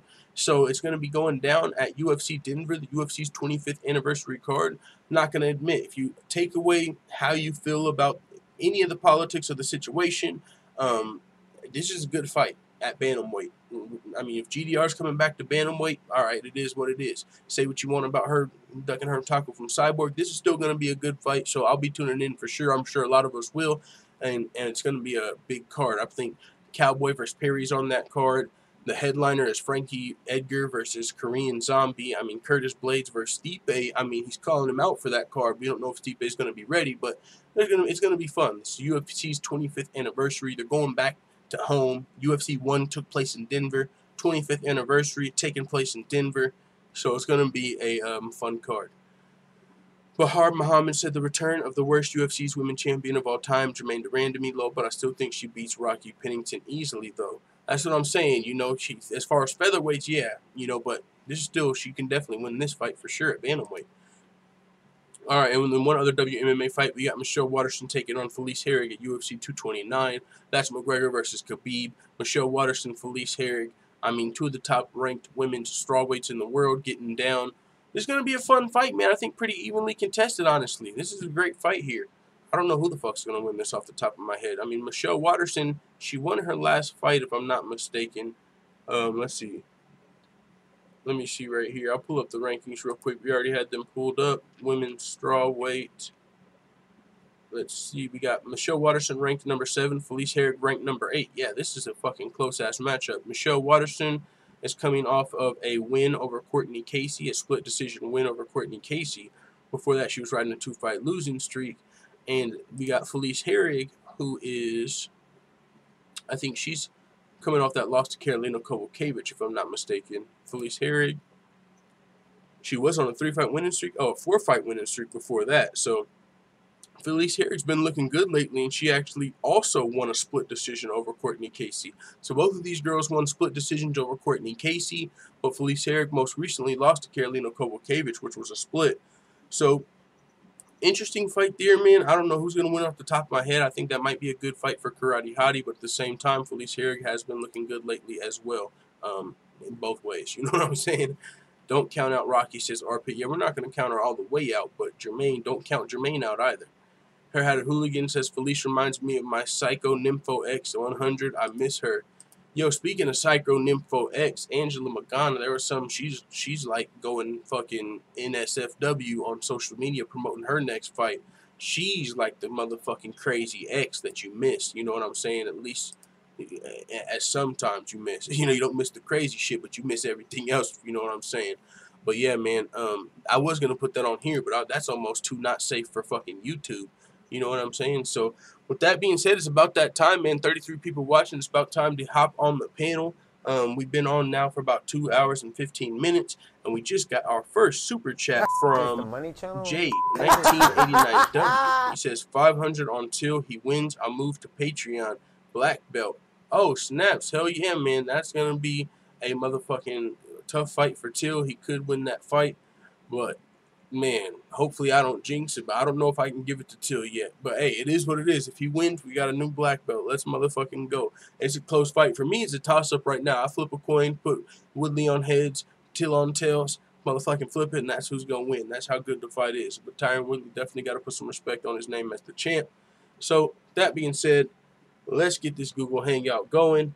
and get the family invited here. I'm going to keep those jalapeno joints up on the screen for now as we get this hangout going. So if any of you guys want to join, I'm going to put it in the chat, but I'm telling you guys, I don't know how much longer we're going to be doing it that way, so we're going to have to get emails. I'm going to have to get you guys the emails if you hop on the panel, because there's, you know, just putting it in the chat leaves time for trolls, and that interrupts the whole flow of the show a lot of the time. So I don't know if doing that's going to be how long we're going to be doing that, but we'll do it until we get some reject that hops in here talking shit and just fucking up the show for people that might be listening on the replay. You know, it's entertaining right now, but when if you're listening to this at work, you ain't trying to hear some troll on here, whatever he's fucking saying. So invite people. Let me get the link. Copy the link to the clipboard. Bada boom. But at the same time, I gotta fix it. All right, so put the link in the chat right now. If I can find the chat, here it is. Google Hangout, boom. If you guys want to join, just take that link. It's pretty easy. I gotta now put it on the screen for you guys. Over here like a fucking being a studio producer while I'm running the show right now. You know, we are independent, so make sure you hit subscribe if you're new to the channel. It would be much appreciated. You know, thumbs up as well. Who knows, one day we might get back on the good side of YouTube and be in the right algorithm, because I've been looking at the analytics lately of when we first started the channel to now, and something's definitely fishy as far as the analytics. We used to be on a lot more people's suggested tab, but it's like as independent channels, we're kind of getting taken out of that. And it's happening to a lot of people. I mean, just pretty much any independent channel is kind of bullshit. So we just got to hit the pavement. That's all that means. We got to fucking share this shit in Facebook groups, Twitter, social media. Who knows? Maybe a thumbs up and get that motherfucker on somebody else's page. So yeah, I appreciate it. But here is the Google Hangout. Nobody has joined yet, but I still got to put it on the screen if I can find it. It's a browser source. Boom. Alright, guys. If you want to, and like I said, the link is in the chat. If you want to join the call, talk about anything we've talked about today, you can do that there. Alright.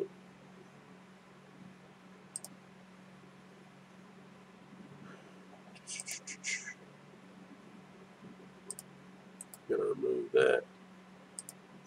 And nobody's in here yet, so it's all good. And if not, I mean, we're going to be on here for about 30 minutes or so, and then we'll probably get off of here. So anything you guys we talked about today, anything you guys want to talk about, upcoming fights, looking for game capture, image / media source, window capture. There it is. Hangout. Hangout's video call. Now we are on the screen, family. Alright, there's the Hangout. Put it right there. Right here for now. Alright, so if you guys want to call, there's the link to do so. Now, back up the chat. I had to get that on the screen. Let's see. Cam, he knows. Let's see. What's going on, Cam? He says, what is it with you and whoever the Irishman is? Oh, El Chapo? I don't know. He's just a troll. He's a guy that was a fan of the channel, and then he thought he heard something he didn't like, so he started talking shit, and so he called in, thought he could talk some more shit, and he got schooled, and so now he's even madder, and so he's talking more shit on other channels. He's just a troll, but he's actually a big fan of the channel. Yesterday he was here trying to be cool again, but it's like, dude, you were just talking shit for like 2 weeks straight. What are you doing here? But it is what it is. I don't hold no grudge against him, but yeah, he was just trolling. Yeah, he might be Jamaican. We really don't know what that guy is. But I'll put the link in there one more time. When is Artem coming back? Yo, I wouldn't be surprised if Artem Lobov comes back whenever Conor and Khabib fight. If he's not banned or some crazy shit, you know what I'm saying? But I don't think he's banned, so let me invite people, copy link to share. And if nobody joins, I mean, hey, we're just in the show today, and then we'll be back to... Wait, it's Friday?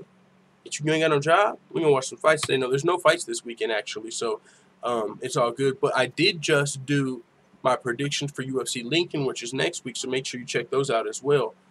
Yo, what's up, man? There we go. Is that my dog Infamous?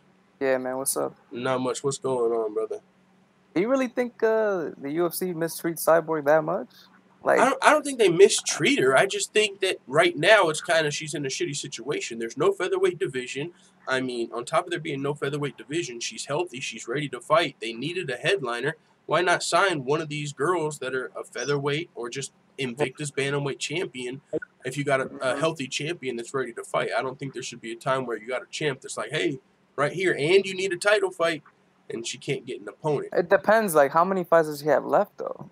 Do you know? I think she might have one fight left on her contract, maybe two. But the last time I heard about her contract, it seemed like it was like, I think she said it was like up in like March or something, like a date type deal. So I don't know the exact details of her contract, but I do know it's coming up sooner rather than later. All right, so I see what's going on here. The UFC don't want to give her a fight because they want the Nunes fight. Yeah, they want that to be her last fight with them. Cyborg wants to get the fuck up out of the UFC. She wants to do her own shit. Clearly, she got shit going on.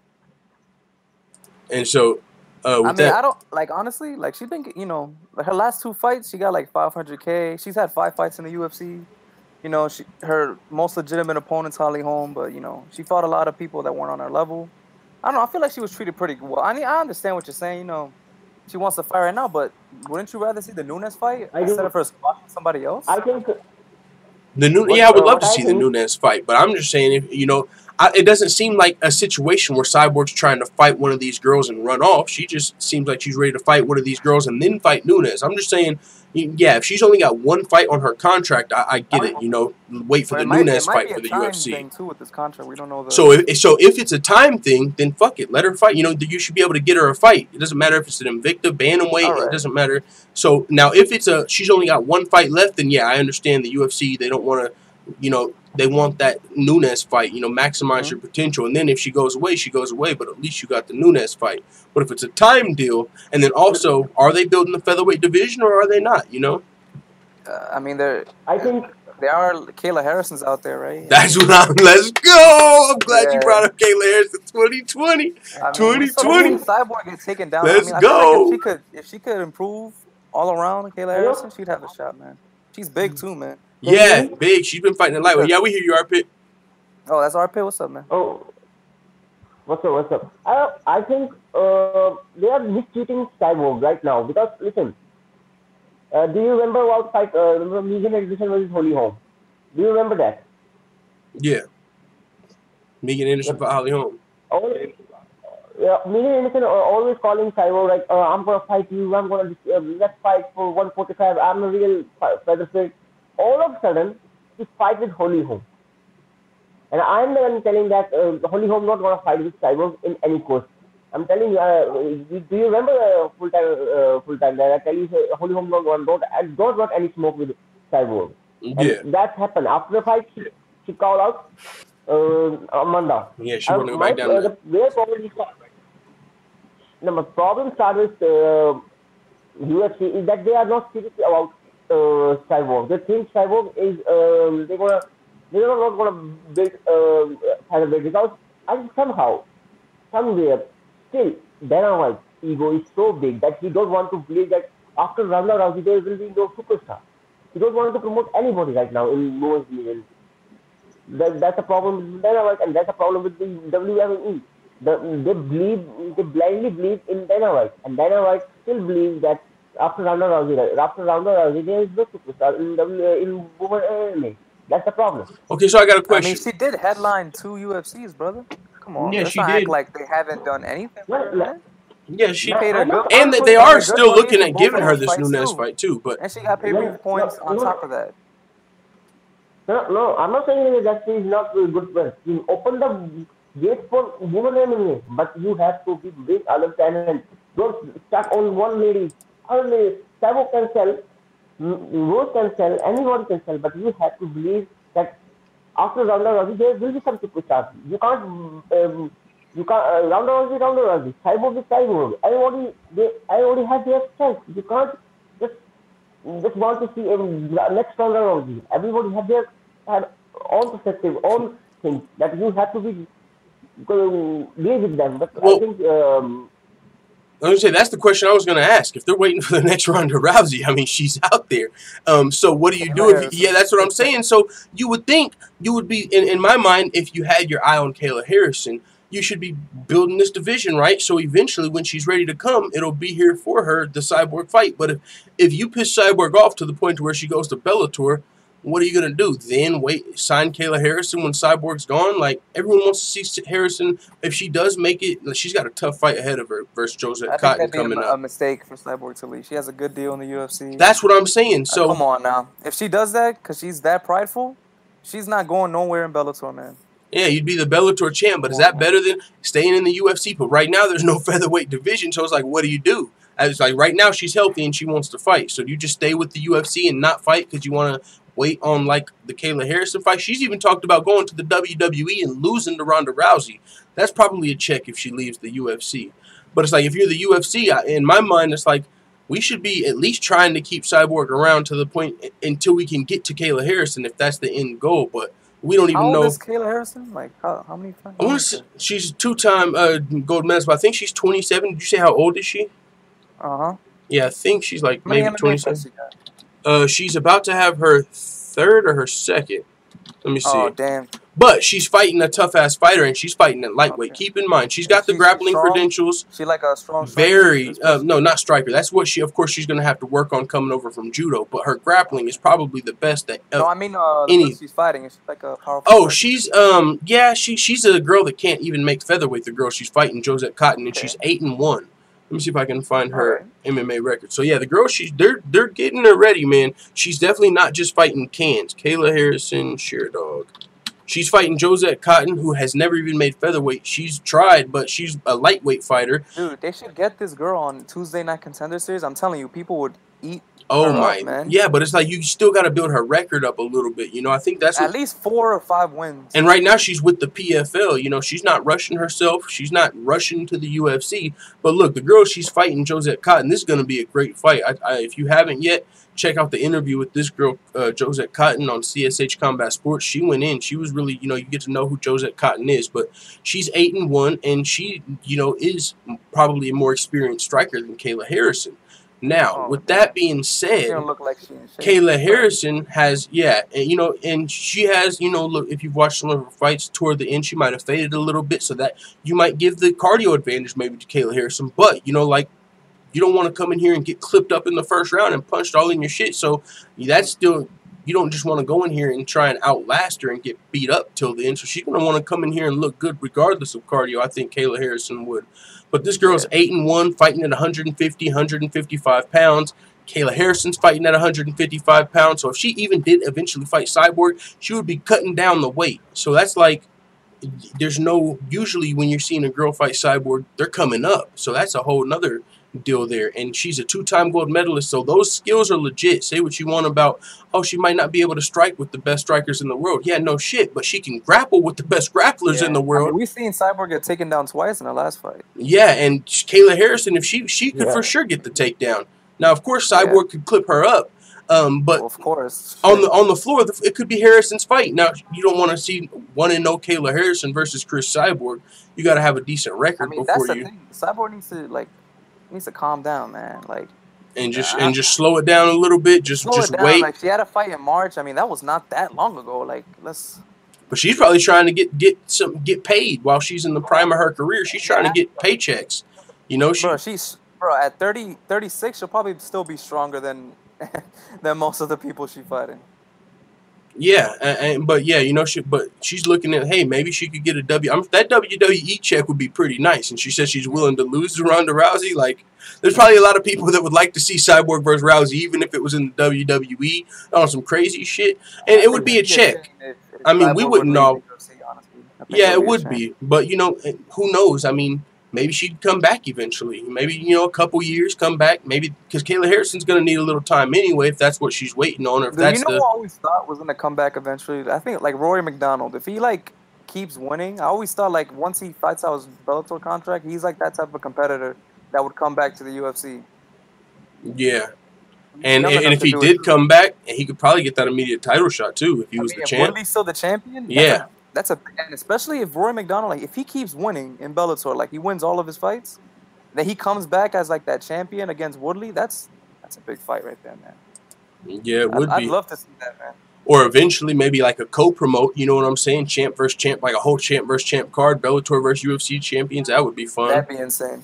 But yeah, I mean, and for that to happen, I think one of the main things is that's what Randy Couture's kind of pushing for with that whole Ali Act. Now, you know, you don't hear a lot about that every day, but it's something that he's been pushing for. And the last time we heard, I think there was a good update on that. But if the Ali Act was passed, to my knowledge, what that would mean is you couldn't be just like restricted to one promoter. They couldn't just keep you to an exclusive. Oh, wow. Now you can fight at a Bellator fight. Now you can fight at a fucking LFA. You know, they can't just hold you and keep you from working for other people. So maybe if that something like that would have to happen, because as of right now, of course. Yeah. But I like having all the good fighters in one place, though. Yeah. Well, shoot, now Gegard's not here, man. I mean, we lost a couple of them. That sucks that Gegard left. Like, come on, these really does suck. Yeah, like. You know what would be a good next fight for Cody? Who? Artem the Gold Lobov, man. Put that shit on. Yo. No, not Artem versus Cody. Yo, come on up. That shit, man. That would be crazy. Oh, that would probably go somewhat similar to like Swanson versus Lobov. You know, clip him up for like 3 rounds. Oh, man. If Cody's smart enough to use his fucking footwork, yeah. Because he has good feet, man, but he just put in that pocket. No, we need like Artem versus like one of Khabib's homies, man. Like, I don't know, that'd be a tough fight. All the Dagestan killers, yeah. I don't want to see that. And Artem's not going to do that to Conor because he'd fucking lose. Yeah, that's what I'm saying. You don't want to fuck up the night early on. Yeah, don't fuck that shit up for Conor. Don't do that now. But yeah, no, Artem's got to be on the card. Fuck it. But yeah, so I want to see Gunnar Nelson versus Masvidal. That would be a nice fight to put on. But then Masvidal's on some fucking reality TV show. I don't know what the fuck. Bro, I want to see Masvidal versus RDA. That's the fight I want to see. Nelson. He's on like a 2-fight losing streak right now. Masvidal? Gunnar Nelson or Masvidal? Yeah, he lost to Wonder Boy and he lost to Maya. But did he beat anybody? He needs to come up. He needs to give somebody a chance on the lower end. Yeah, he's only ranked number 9 now, but yeah. Yeah, but Masvidal had two opportunities for a title shot because they probably would have gave it to him if he beat Johnson as well. Yeah, the Masvidal times, fight, some people feel like he won. Of course, it was Damian Maia controlling the action, but I mean, yeah, it is what it is. He's on a 2-fight losing streak right now, and he's actually, I think, on a reality show in the meantime, in between time, so might be wishful thinking. But, hey, maybe he can get a fight in. Like I said, I've always wanted to see how he would do against RDA because, for one, they're both former lightweights, and he was the former lightweight champ. So even though it's not for a title, it'd kind of be like seeing my dog Masvidal fighting for a title in some weird sense just because I'm a fan of Masvidal. Yeah, I like Masvidal, but I didn't like how he was entitled. He was like, oh, I just want somebody in the top 5 after losing twice. Yeah, not after somebody losing in the top twice. 5. Come on, man. Don't do that. Yeah, not after losing twice. He can't demand that. And then after, and that was when I think he was not taking the fight with Usman, I believe you're talking about, or Till. Like, they were both kind of needing an opponent. But then Usman got top 5, and he was like, now what's up, homie? Might as well like, hey, now I'll fight you. You're in the top 5. So it's just, that's a situation kind of like James Vick and Kevin Lee, where Kevin Lee was turning down James Vick, it seems. But now James Vick said, if I beat Gaethje, now I'll turn down Kevin Lee because he didn't give me the shot. So it's it's like no one wants to give the lower ranked fighter the opportunity. It's a weird thing. Everybody wants to fight higher, and then they don't want to fight the lower rank. But somebody has to be lower ranked. You can't. Eventually, yeah. That's why somebody was saying yesterday, like, why would Stipe fight Curtis Blaydes? He's the #1 contender. I'm like, because if you can't have that mentality, there's always got to be a lower guy, a ranked guy in the fight. So that would mean, like, why would the #2 guy fight the #3 guy? He's already #2. He should only, somebody's got to get an opportunity eventually. There's different circumstances, you know what I'm saying? Like, some guys deserve a rematch, some guys don't. But, yeah, you can't always fight up. Like, if you're on a 2-fight losing streak, sometimes somebody else has to get that opportunity. Yeah, man, I like Masvidal, though. He's a good fighter. Yeah. But he can't have that mentality, man. Yeah, not at this point. Any win. And he was trying to fight Neil Magny, too, at one point, so... I don't know what's wrong with Neil Magny, man. I don't know why he wouldn't want to fight Masvidal. Yeah, and I think that's weird to me. I'm like, that's a fight. Really? Masvidal said that he's turned down, I think, multiple times. Yes, it's crazy. But it might. Dude. I was gonna say it might be one of those situations where, like, if Masvidal gets ranked higher, he's like, all right, now I'll fight you. Like. Isn't Masvidal ranked higher than Neil Magny? I think Magny's ranked I think Magny might be ranked 1 spot higher right now. Actually, Magny's fighting Alex Oliveira next, so I don't know what he's thinking. Yeah. Nurmagomedov's ranked 8, Masvidal's ranked 9. So, yeah, they're really close in ranking. It'd be a great fight. And I know it's a fight that Masvidal's been calling for a while now. So, we'll see what happens there. But, yeah. Oh, dude. We got to talk about that TJ and Gervontae going back and forth, man. Okay, bet. What are your thoughts on that? Honestly, I would love to see that in MMA, man. I would love to see them fight MMA. But it's hard for me to believe that this guy's going to accept the fight when, in reality, he hasn't even fought a legitimate opponent in boxing yet. So he's going to fight TJ in MMA? Okay, yeah, I had no clue about his boxing record. Nah, yeah, I follow boxing a lot. He hasn't fought another A-ranked fighter yet. Is he a champion? He was the thing with boxing is that you could be not even the top 5 best fighter, but you could become a champion if they move you right. That's the problem with boxing, man. So is he a champion? That's crazy though to think about that. But we don't know that if he's the best. You don't even know if he's the best in the division. That's crazy. I didn't. Yeah, the top 5 guys. You saying he might even be worse than the top 5, and he's champ. Yeah, that's. I mean, he probably is better than them, but he hasn't fought all of them. Mm-hmm. You could only go by who smashes the can better. Like. Yep. Yeah. So how do you think he would do in MMA? Probably not stand a chance if we're not even sold on him on boxing, right? TJ can't be stupid, man. He cannot be stupid. I mean, look at Cody. He's basically built his game off beating people in the pocket with a 2 and a 3. You know, a right hand, left hook, and he's actually done pretty good. So TJ can't be dumb in that fight because Gervonta probably has more speed and power than anybody's he's faced before. But yes, it's just low single, beat his ass, let him get up after he's all fucked up, and then head kick his ass. Head kick him, let him taste that shit. Yeah, but don't underestimate somebody with that athleticism. I would not advise TJ to fucking stand in the pocket with a guy like that. Hell yeah. There's a potential face-off. I don't know much about him. I think I just heard like one interview with him before. That's as much I know about him. But yeah. Is he trained with the money team or something? I think he under Floyd Mayweather, something like that. He has some sort of relationship with Floyd Mayweather. Yeah, he's a TMT fighter. Okay. Yeah. He's had his beef with Mayweather before, though. Oh, yeah. Okay. So it's... He was training with Adrian Broner, if you know him, his last game. Yeah. Yeah. All right. Anything else we talked about today? What do you think about Jon Jones? He looked like a heavyweight right here or nah, man? He's looking pretty big. He was looking fucking big, dude. Man. He was. Do you think there's any possibility he could fight at Madison Square or no? If that's the case, he needs something. Like, he needs a tainted supplement, dick pills.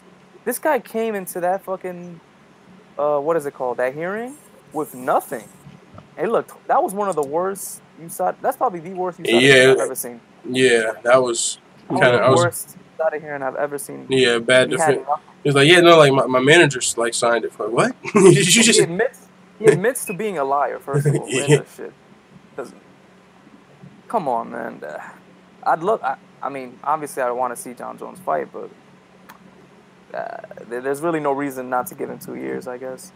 Yeah, I don't know, man. Kind of like a crazy optimism, you know. We all just want to see him back, but it's kind of like, oh, can he even come back? You know, and it's like, especially with DC going to be retiring soon, it's like if he can't come back except for these 2 years, that fight's kind of off the table. So, unless DC comes back, of course. It has to be a heavyweight, though. Yeah, at heavyweight. And right now it would be crazy because the Brock fight would be on the line. Like if DC loses, he loses his Brock fight. Crazy. That makes it crazy. Who gets to beat up Brock Lesnar's ass? Man? That makes it crazy, bro. Like the winner, like it adds to like the prize. It's so fucking crazy. Not only do you get the belt, but you get a fucking crazy money fight at the end. You gotta beat up the Pillsbury Brock, the Brock boy, version, Pillsbury Brock version boy. of a Pillsbury Doughboy. Brock Lesnar. What I think. Hello. What I think that what I think is they're gonna you have to make sure that Jones come back. I think they're gonna bring him back. You think so? But I mean, it's USADA though. The UFC can't just say, "Man, fuck you guys, bringing him home." But this is the thing, though, right? Maybe they can. Because we see what's happening with Brock Lesnar. How the hell is he? He's already took a few tests. I'm surprised those things haven't came back dirty yet, honestly, if I'm being honest. Shoot, something, maybe they can work something out. Or maybe there's some new shit out there. You know what I'm saying? If Brock Lesnar can beat the system, maybe you know what I'm saying, he can come back. Or we saw Anderson Silva was recently cleared. Maybe John Jones gets cleared. So, I mean, there's really... At least Anderson Silva had a fucking excuse, man. John Jones had nothing. That's what makes it worse, man. And I think it might have been like multiple substances one of the times, wasn't it? Like two different substances? If I'm not mistaken. I think, what was it? Estrogen blockers and something else? Yeah, like somebody said John Jones popped for the same thing as Brock Lesnar. If I'm not mistaken, I'm pretty sure. So the first time it was the estrogen blocker. Yeah, the second time it was the failed drug test. Yeah, and I think Brock failed for Turinabol, if I'm not mistaken. Brock failed for estrogen blockers as well. Let me see. B sample comes back. Most recent failed drug test.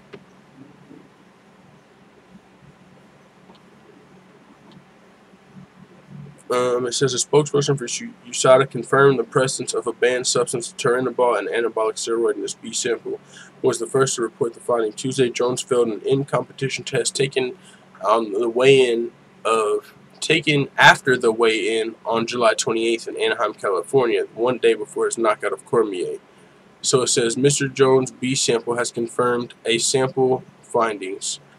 They confirmed the A sample findings. So it might have just been one thing, but one of these recent tests was multiple things, and that just kind of led me to the. It might not have been it might have been Jones first. It could have been Silva. I'm not sure exactly. So, but either way, I mean, we have seen not even just Anderson Silva, Junior Dos Santos, Yoel Romero, Cris Cyborg. We've seen multiple fighters who, got flagged, and then it's like, hey guys, they're innocent actually. So I'm just saying that's one of the possibilities. Who knows? Like, as bad as it looked at the hearing, there's always that possibility of, oh shit, it actually was a tainted supplement. The one hope people could cling on is the fact that they haven't done anything. Yeah. The fact that they haven't told them it's 4 years, 2 years, or whatever. They're still waiting. So something's going on. Like, for them not, they're still trying to find something. That's what I'm saying. It'd be crazy if they announced it on the same day. All right, guys, John Jones is back. And not only is he back, he's going to headline Madison Square Garden. Have you ever heard of a USADA thing taking this long for the person to get their sentence? Like, yeah, I don't know. Honestly, I'm surprised his next hearing hasn't happened already. Is there a date for that? I don't even think there's another hearing. Now they're just waiting for USADA to make a decision. That's from what I heard from the last thing.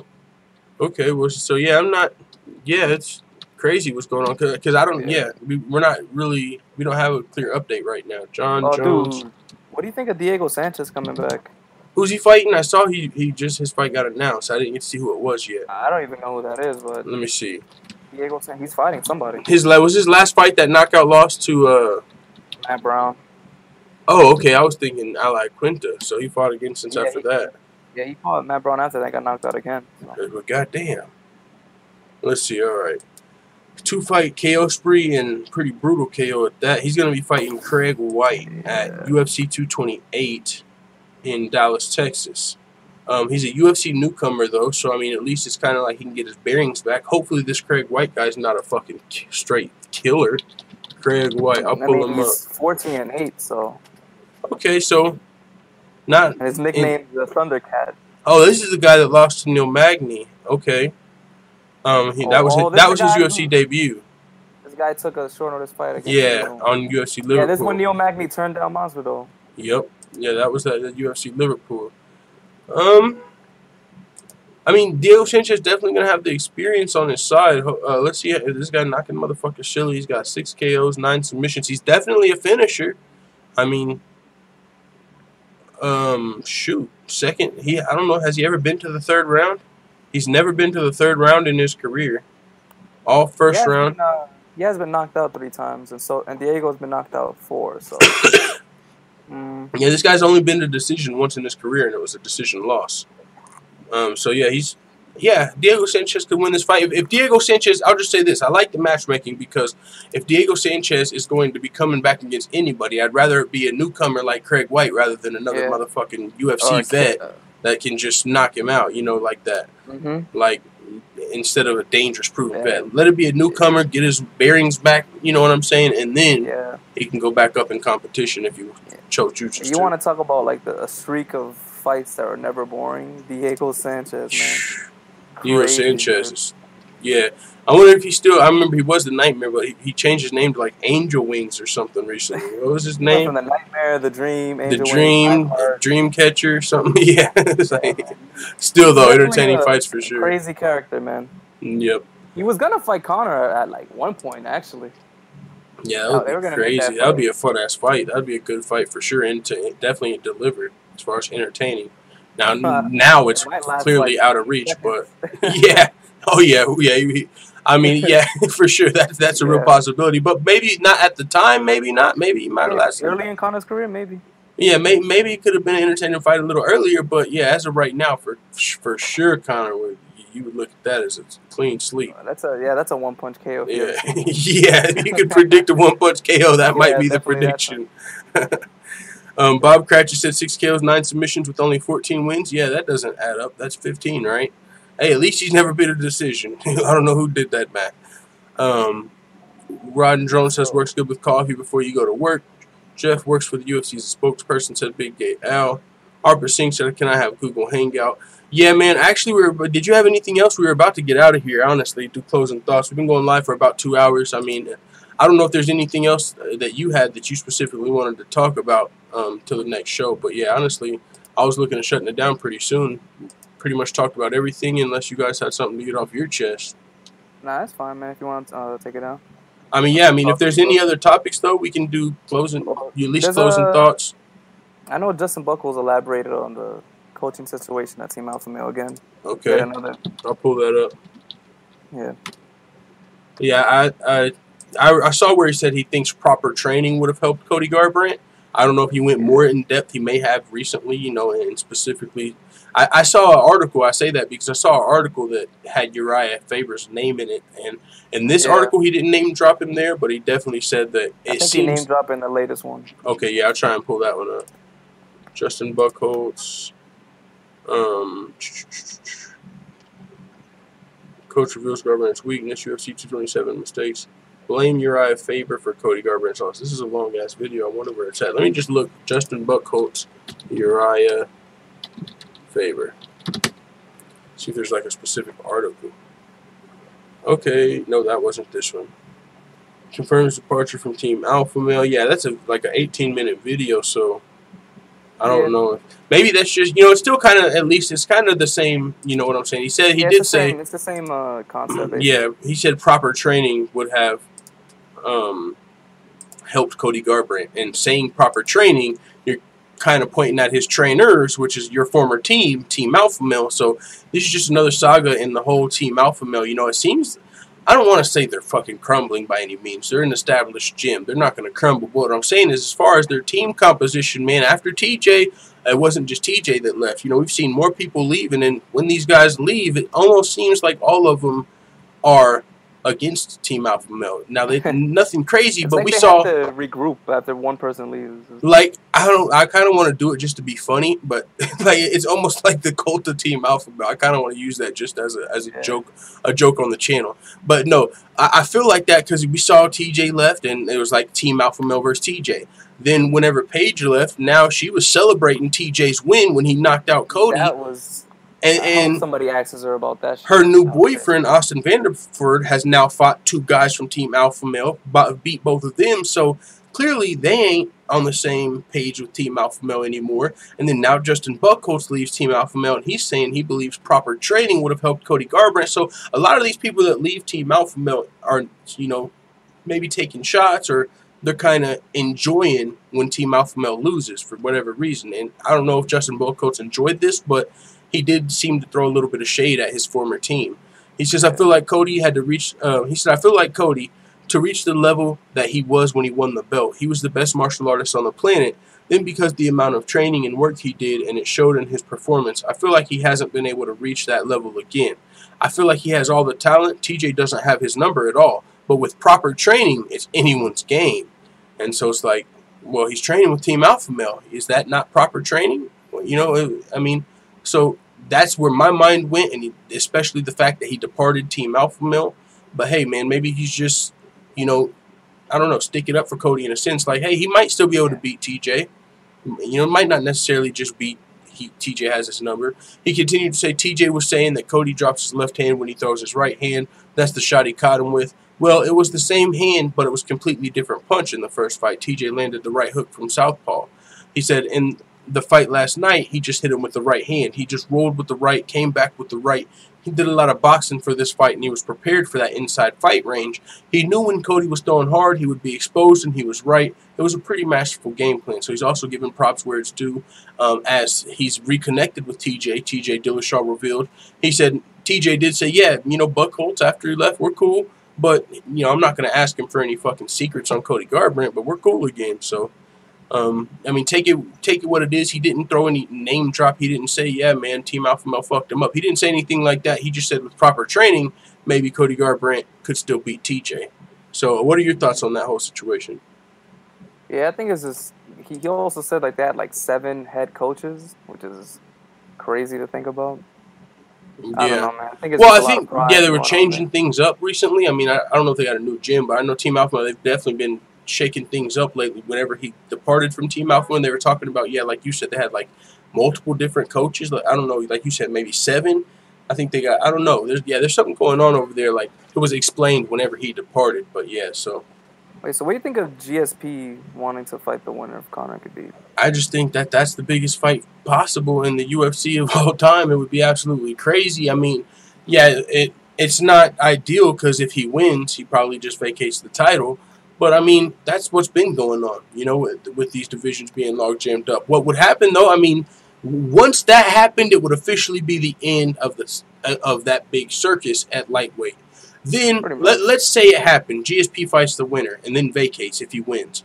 Well, then finally, we could see like Ferguson versus the winner of Poirier Diaz or something for a belt, you know. So, with that being said, yes, it would suck, but that's another thing I was listening to Chael Sonnen about. He's like, you know, the UFC can't really come out and say, we want that fight because it would kill the morale of the lightweight fighters.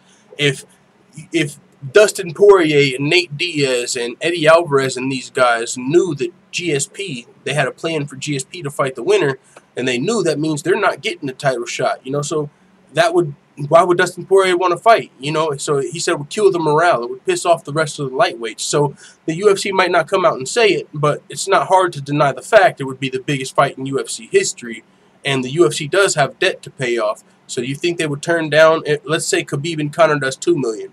GSP versus the winner would probably do 2.5, if not 3 million. So it would be the biggest fight in UFC history, right after the biggest fight in UFC history, and maybe we can work off paying this debt. So of course the UFC would do it. I don't think GSP takes the fight if Khabib wins. To be honest, I don't think he takes the fight. You don't think so? You don't think he wants the third belt?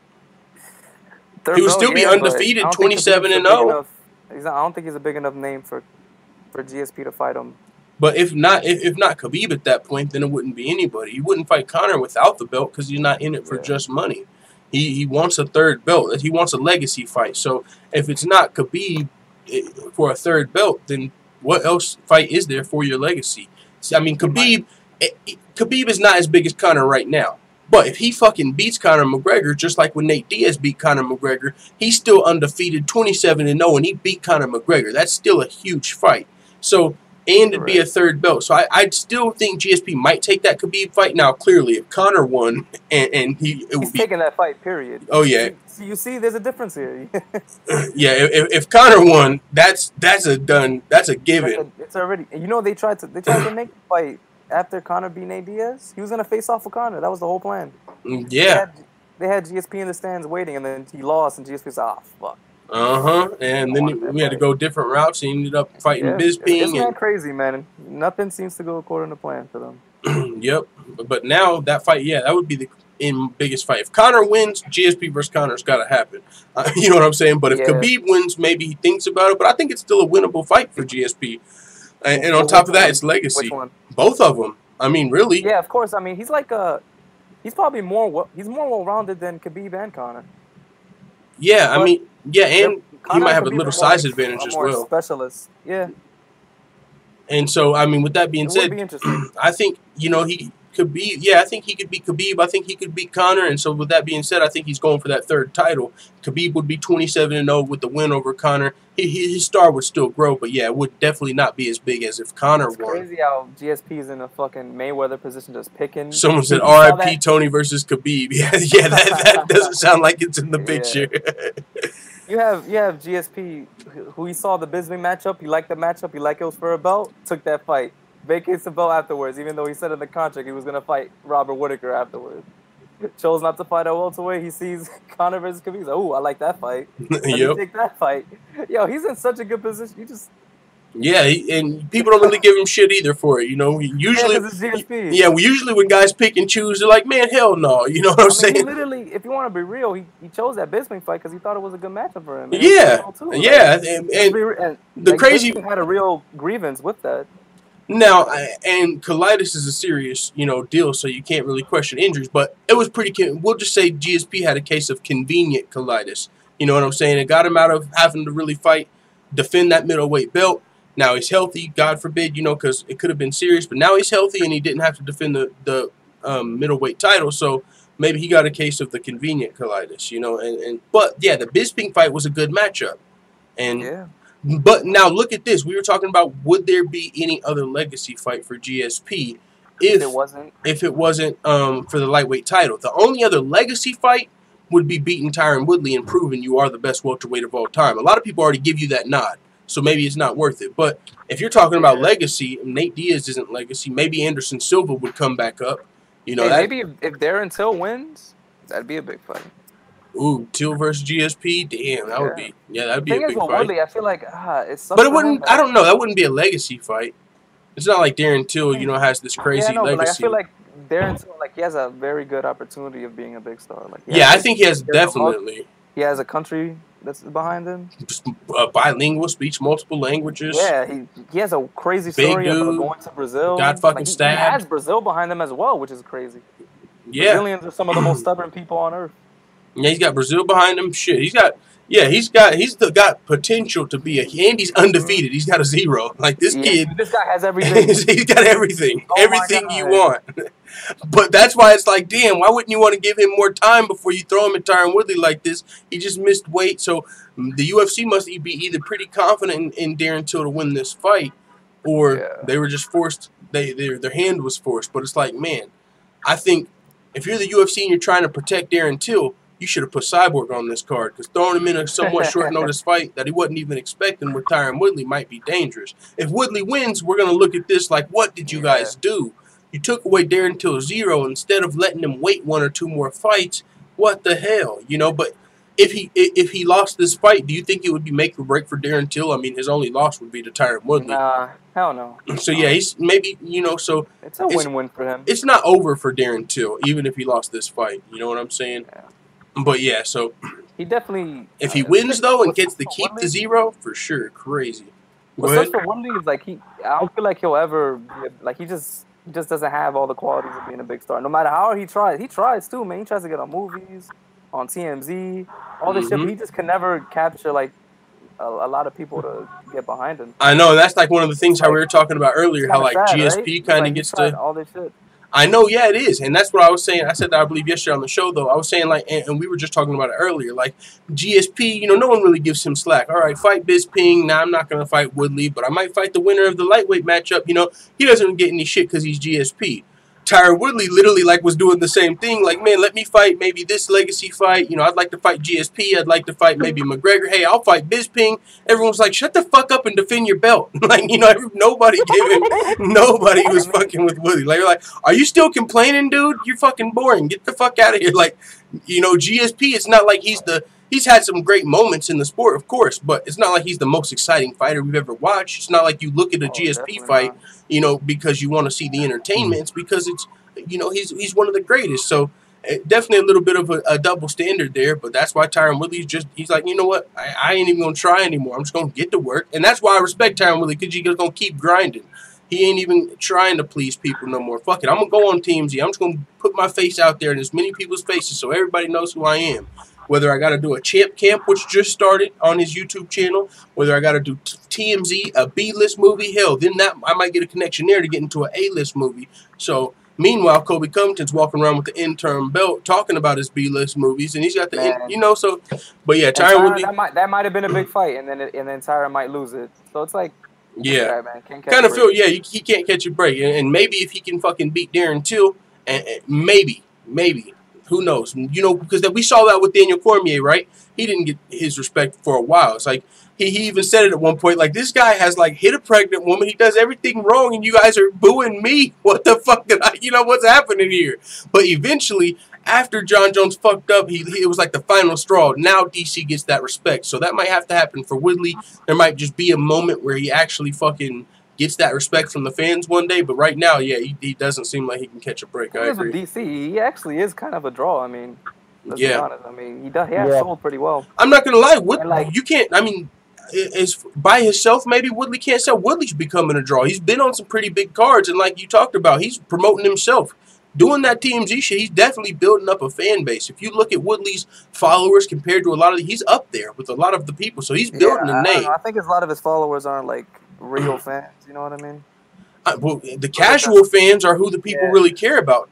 You know, that's who matters. Those are just followers he gets from like getting a picture with a famous person or something. But that all matters though. That adds to your status. If you look at his life compared to his followers, it's a very big discrepancy.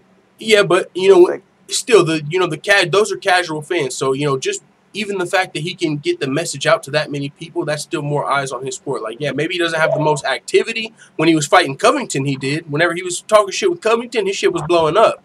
You know, but yeah, he's not the biggest star on his own, but like he's been on UFC 214. He was on UFC 205, a McGregor card. He was on a John Jones card, UFC 214. He's been on some big cards as well as growing his brand. So he might not be the biggest, but we saw everybody that's not named Conor McGregor's having a hard time selling these days. Shoot, you got to have a damn champion versus champion super fight, or if not, Conor McGregor, Ronda Rousey, or bust.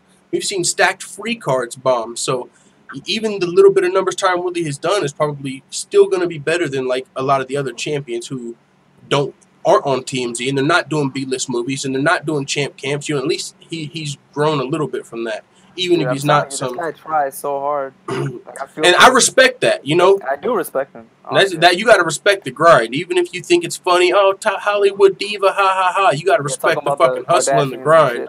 Yeah, the Kardashians. He's on TMZ talking about the Kardashians. No, he's on TMZ. Hustling, he's hustling up there, man. And when he's not on TMZ, he's going from training camp. And keep in mind, on top of the TMZ and the movies, this motherfucker does commentary work for the UFC. He's on the Fox desk. He be on all type. He's hustling out there. He's grinding. So you got to respect that grind. So, yeah, what you think of Logan Paul versus CM Punk? Fucking.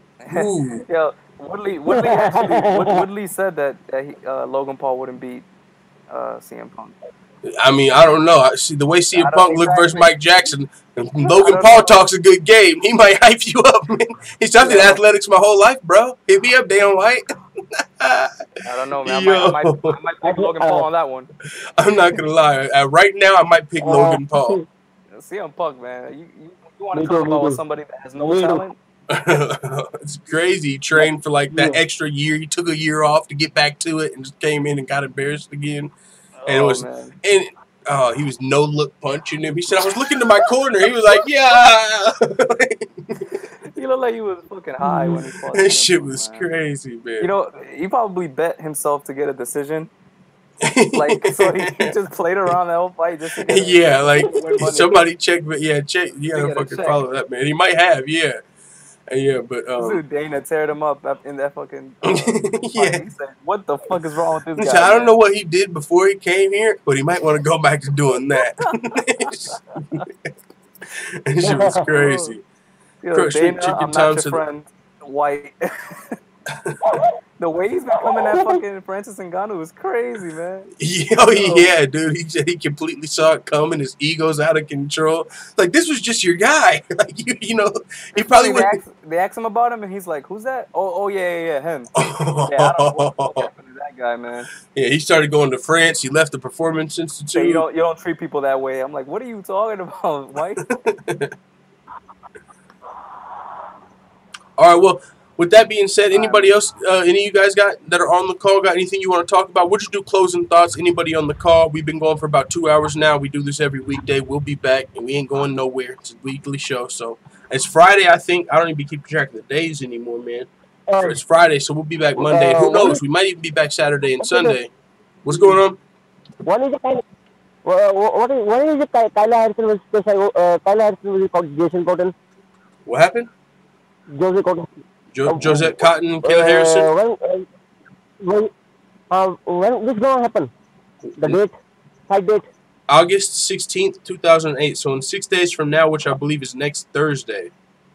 Oh, I can't wait. I'm doing a fight companion for that, by the way. I'm gonna be definitely that. I'm starting to do fight companion. Actually, I was listening to the Weasel. Everybody's about to be doing fight companions, bro. He even on one of the Weasel's recent videos, he talked about how YouTube's kind of fucking stuff over, and so we're all looking for new things to do because it's like the videos we put out, it seems like aren't hitting the same algorithms to where, you know, you guys get to see it if you've already seen the channel or hit subscribe, but new people, like in the suggested videos, it's harder to get out for whatever reason. It might be an algorithm thing, who knows, but so YouTube is racist. I don't even think it's happening to every race of people. You know what I'm saying? I'm joking. Yeah, no, but I was just trying to throw a Tyron Woodley. Yeah, maybe that's what Tyron Woodley might think. No, yeah, but whatever reason it is, when we had like 2,000 subscribers, our videos would reach more people than now. It's like some algorithm change happened, and you know how that goes. You can't can't fix that problem. So maybe your live stream will work. You know, other channels have had success with like the fight companions. So you're about to see a lot of different YouTube channels probably doing that. But I'm going to be doing a fight companion, and for Kayla Harrison versus Josette Cotton, it's August 16th. So yeah, that'll probably be our Thursday show. Actually, that's going to be fun. All right. So closing thoughts. Yep. All right. Let me get this on my chest. So this nigga Khabib asked, what's his name, Donald Trump to get his father into. No, Putin. Get him a visa. Oh, he asked Donald Trump. Okay, he asked. Okay, he asked Trump. He asked Dana White to ask Donald Trump to get his father a visa, and my response to that is hell no, nigga. Fuck you. You don't have you ain't. They bro, ain't gonna hold on. I'm gonna let you finish, but check this out, bro. Do you see how that could like be crazy? Like they're already on Trump. I don't talk politics, but because he supposedly messes with like the Russians, right? Like yeah, Russian ties or something. I don't know. I'm not going politics. But this dude Trump tried to ban Muslims. He's asking his fucking give him his dad a piece. But check this out. Like that could, you know how bad that would look if like Trump got this fucking Russian dude a visa. They're like, look, Trump's getting Russians visas. Like, yeah, look at him. Of course he's colluding. Else. Yeah, he's colluding with the Russians. Look, he just got Dana White's guy a visa. So that's why I'm saying this whole Dana White, Donald Trump thing, the fact that Dana White has these Russian fighters and, you know, he's going to Moscow and stuff. I'm like, what the fuck is going on here? So it's a little weird. And so, yeah, that seems like a weird. But, yeah, you continue your thought on Khabib asking Trump to get his father a visa. Yeah, I'm a Conor fanboy, so fuck that. Keep his dad in fucking Russia. No help. No extra nothing. No extra advice. You don't need your daddy. Little boy needs his daddy, man. He's been with his dad his whole damn life. Dad taught him everything he knows. He wasn't with him in his last fight, was he? Nah, he's never been with him in okay, yeah, in so the States. Yeah, maybe that would put pressure on him. You know what I'm saying? Yeah, whatever. I don't think Conor wants to knock him out in front of his daddy either. So keep him in Russia, and I want to see that Artem Lobov versus Cody Garbrandt. Book that fight. Book it, man. That's all I gotta say. All right, RP, you got any closing thoughts before we get out of here? Or did you already take off? All right, he might have already snapped off the hangout. All right, so yeah, man, my closing thoughts are it's Friday. You ain't got no job, but unfortunately, it ain't no fights today. So we can't watch no fights, but we're still going to be grinding. We'll probably put some more stuff out. We just put out the predictions earlier, so check those out. We'll be back next Monday, same time, 7 p.m. Eastern. And as far as a thought on what's going on in MMA, I'm going to leave it right here. Kayla Harrison, she's coming up this Thursday against Josette Cotton. She's not getting an easy fight. It's her second pro fight, and she's fighting 8-1 lightweight Josette Cotton. And if you haven't heard Josette Cotton's interview on CHS Combat Sports, she's raw and uncut on there. I mean, super entertaining. Usually you don't hear fighters talking like this. I mean, she even had some words for Cyborg in there. So this is going to be a great fight. Not a can, 8-1 record, lightweight. And this girl, Kayla Harrison, if you didn't know, which you should know, she's I mean, two-time Big as hell, man. gold She is medalist. big as hell. 165, it says, is her weight, but she's been fighting at lightweight. But if she can beat Josette Cotton, she is on her way to eventually be the hashtag Cyborg killer. And I respect Cyborg. I hate to say that because I know sometimes they listen to the channel. No disrespect. It's more of a joke, but I am in on Kayla Harrison. I don't think she's all hype. Clearly, she's got to get her hand skills up and her striking up because she has a judo background. But as far as her grappling is concerned, she's easily, I think, probably already the most credentialed featherweight, lightweight grappler in WMMA. There's not a lot of girls with the credentials of a two-time Olympic gold medal in judo. We saw what Ronda Rousey was able to do to these girls with the bronze medal. So now picture the bigger judo player that achieved a gold medal twice coming over. We all wanted to see Ronda Rousey versus Cyborg, but she was 135 pounds. It was almost kind of like, even though she has the grappling skills, you still kind of looked at it as maybe Cyborg's fight, but this is different. Same skill set, but to a higher level, bigger fighter. That's it's like a path, and she got into MMA knowing, WMMA knowing Cyborg was the ultimate goal. She got in to be the best. So her quest continues Thursday night against Josette Cotton. I can't wait. We're going to be doing a live stream. Make sure you're here. Can't wait. And Cam Murphy says Cotton is going to flatten her. Cotton got that. Someone said Cotton got that DC six-pack. Yo, chill. Yo, that's funny. But no, I got Harrison. I know it's a tough test, but we'll see what happens. Can't wait to watch the fight. Man. Full-time's the #1 Kayla Harrison fan. I'm on the train. I'm riding till the wheels fall off. Everybody who says Cotton gonna win. No, I won't. Shoot, I'm joking. I'm looking at this like a tough fight. I'm kind of like, what are we doing here? Come on, can we get at least a winning record? No, not even a can. Like Brittany Elkin, you could say that, but it was her first pro fight. You know, she was still 3-4. Like, how about we just move to a winning record? How about like 5-2? What's up with the 8-1 shit? You know what I'm saying? So with that being said, you're the worst fan, man. With that being said, I enjoyed the show. Thanks for hopping on the panel, Infamous, and everybody that came through to the chat. We'll be back Monday. Who knows? We might pop up on Saturday and Sunday. There ain't no fights. So thank y'all for coming through. Make sure you hit thumbs up if you're listening on the replay. If you're still here, we'll be back next week. Let the full-time family know what you think in the comments. We are out.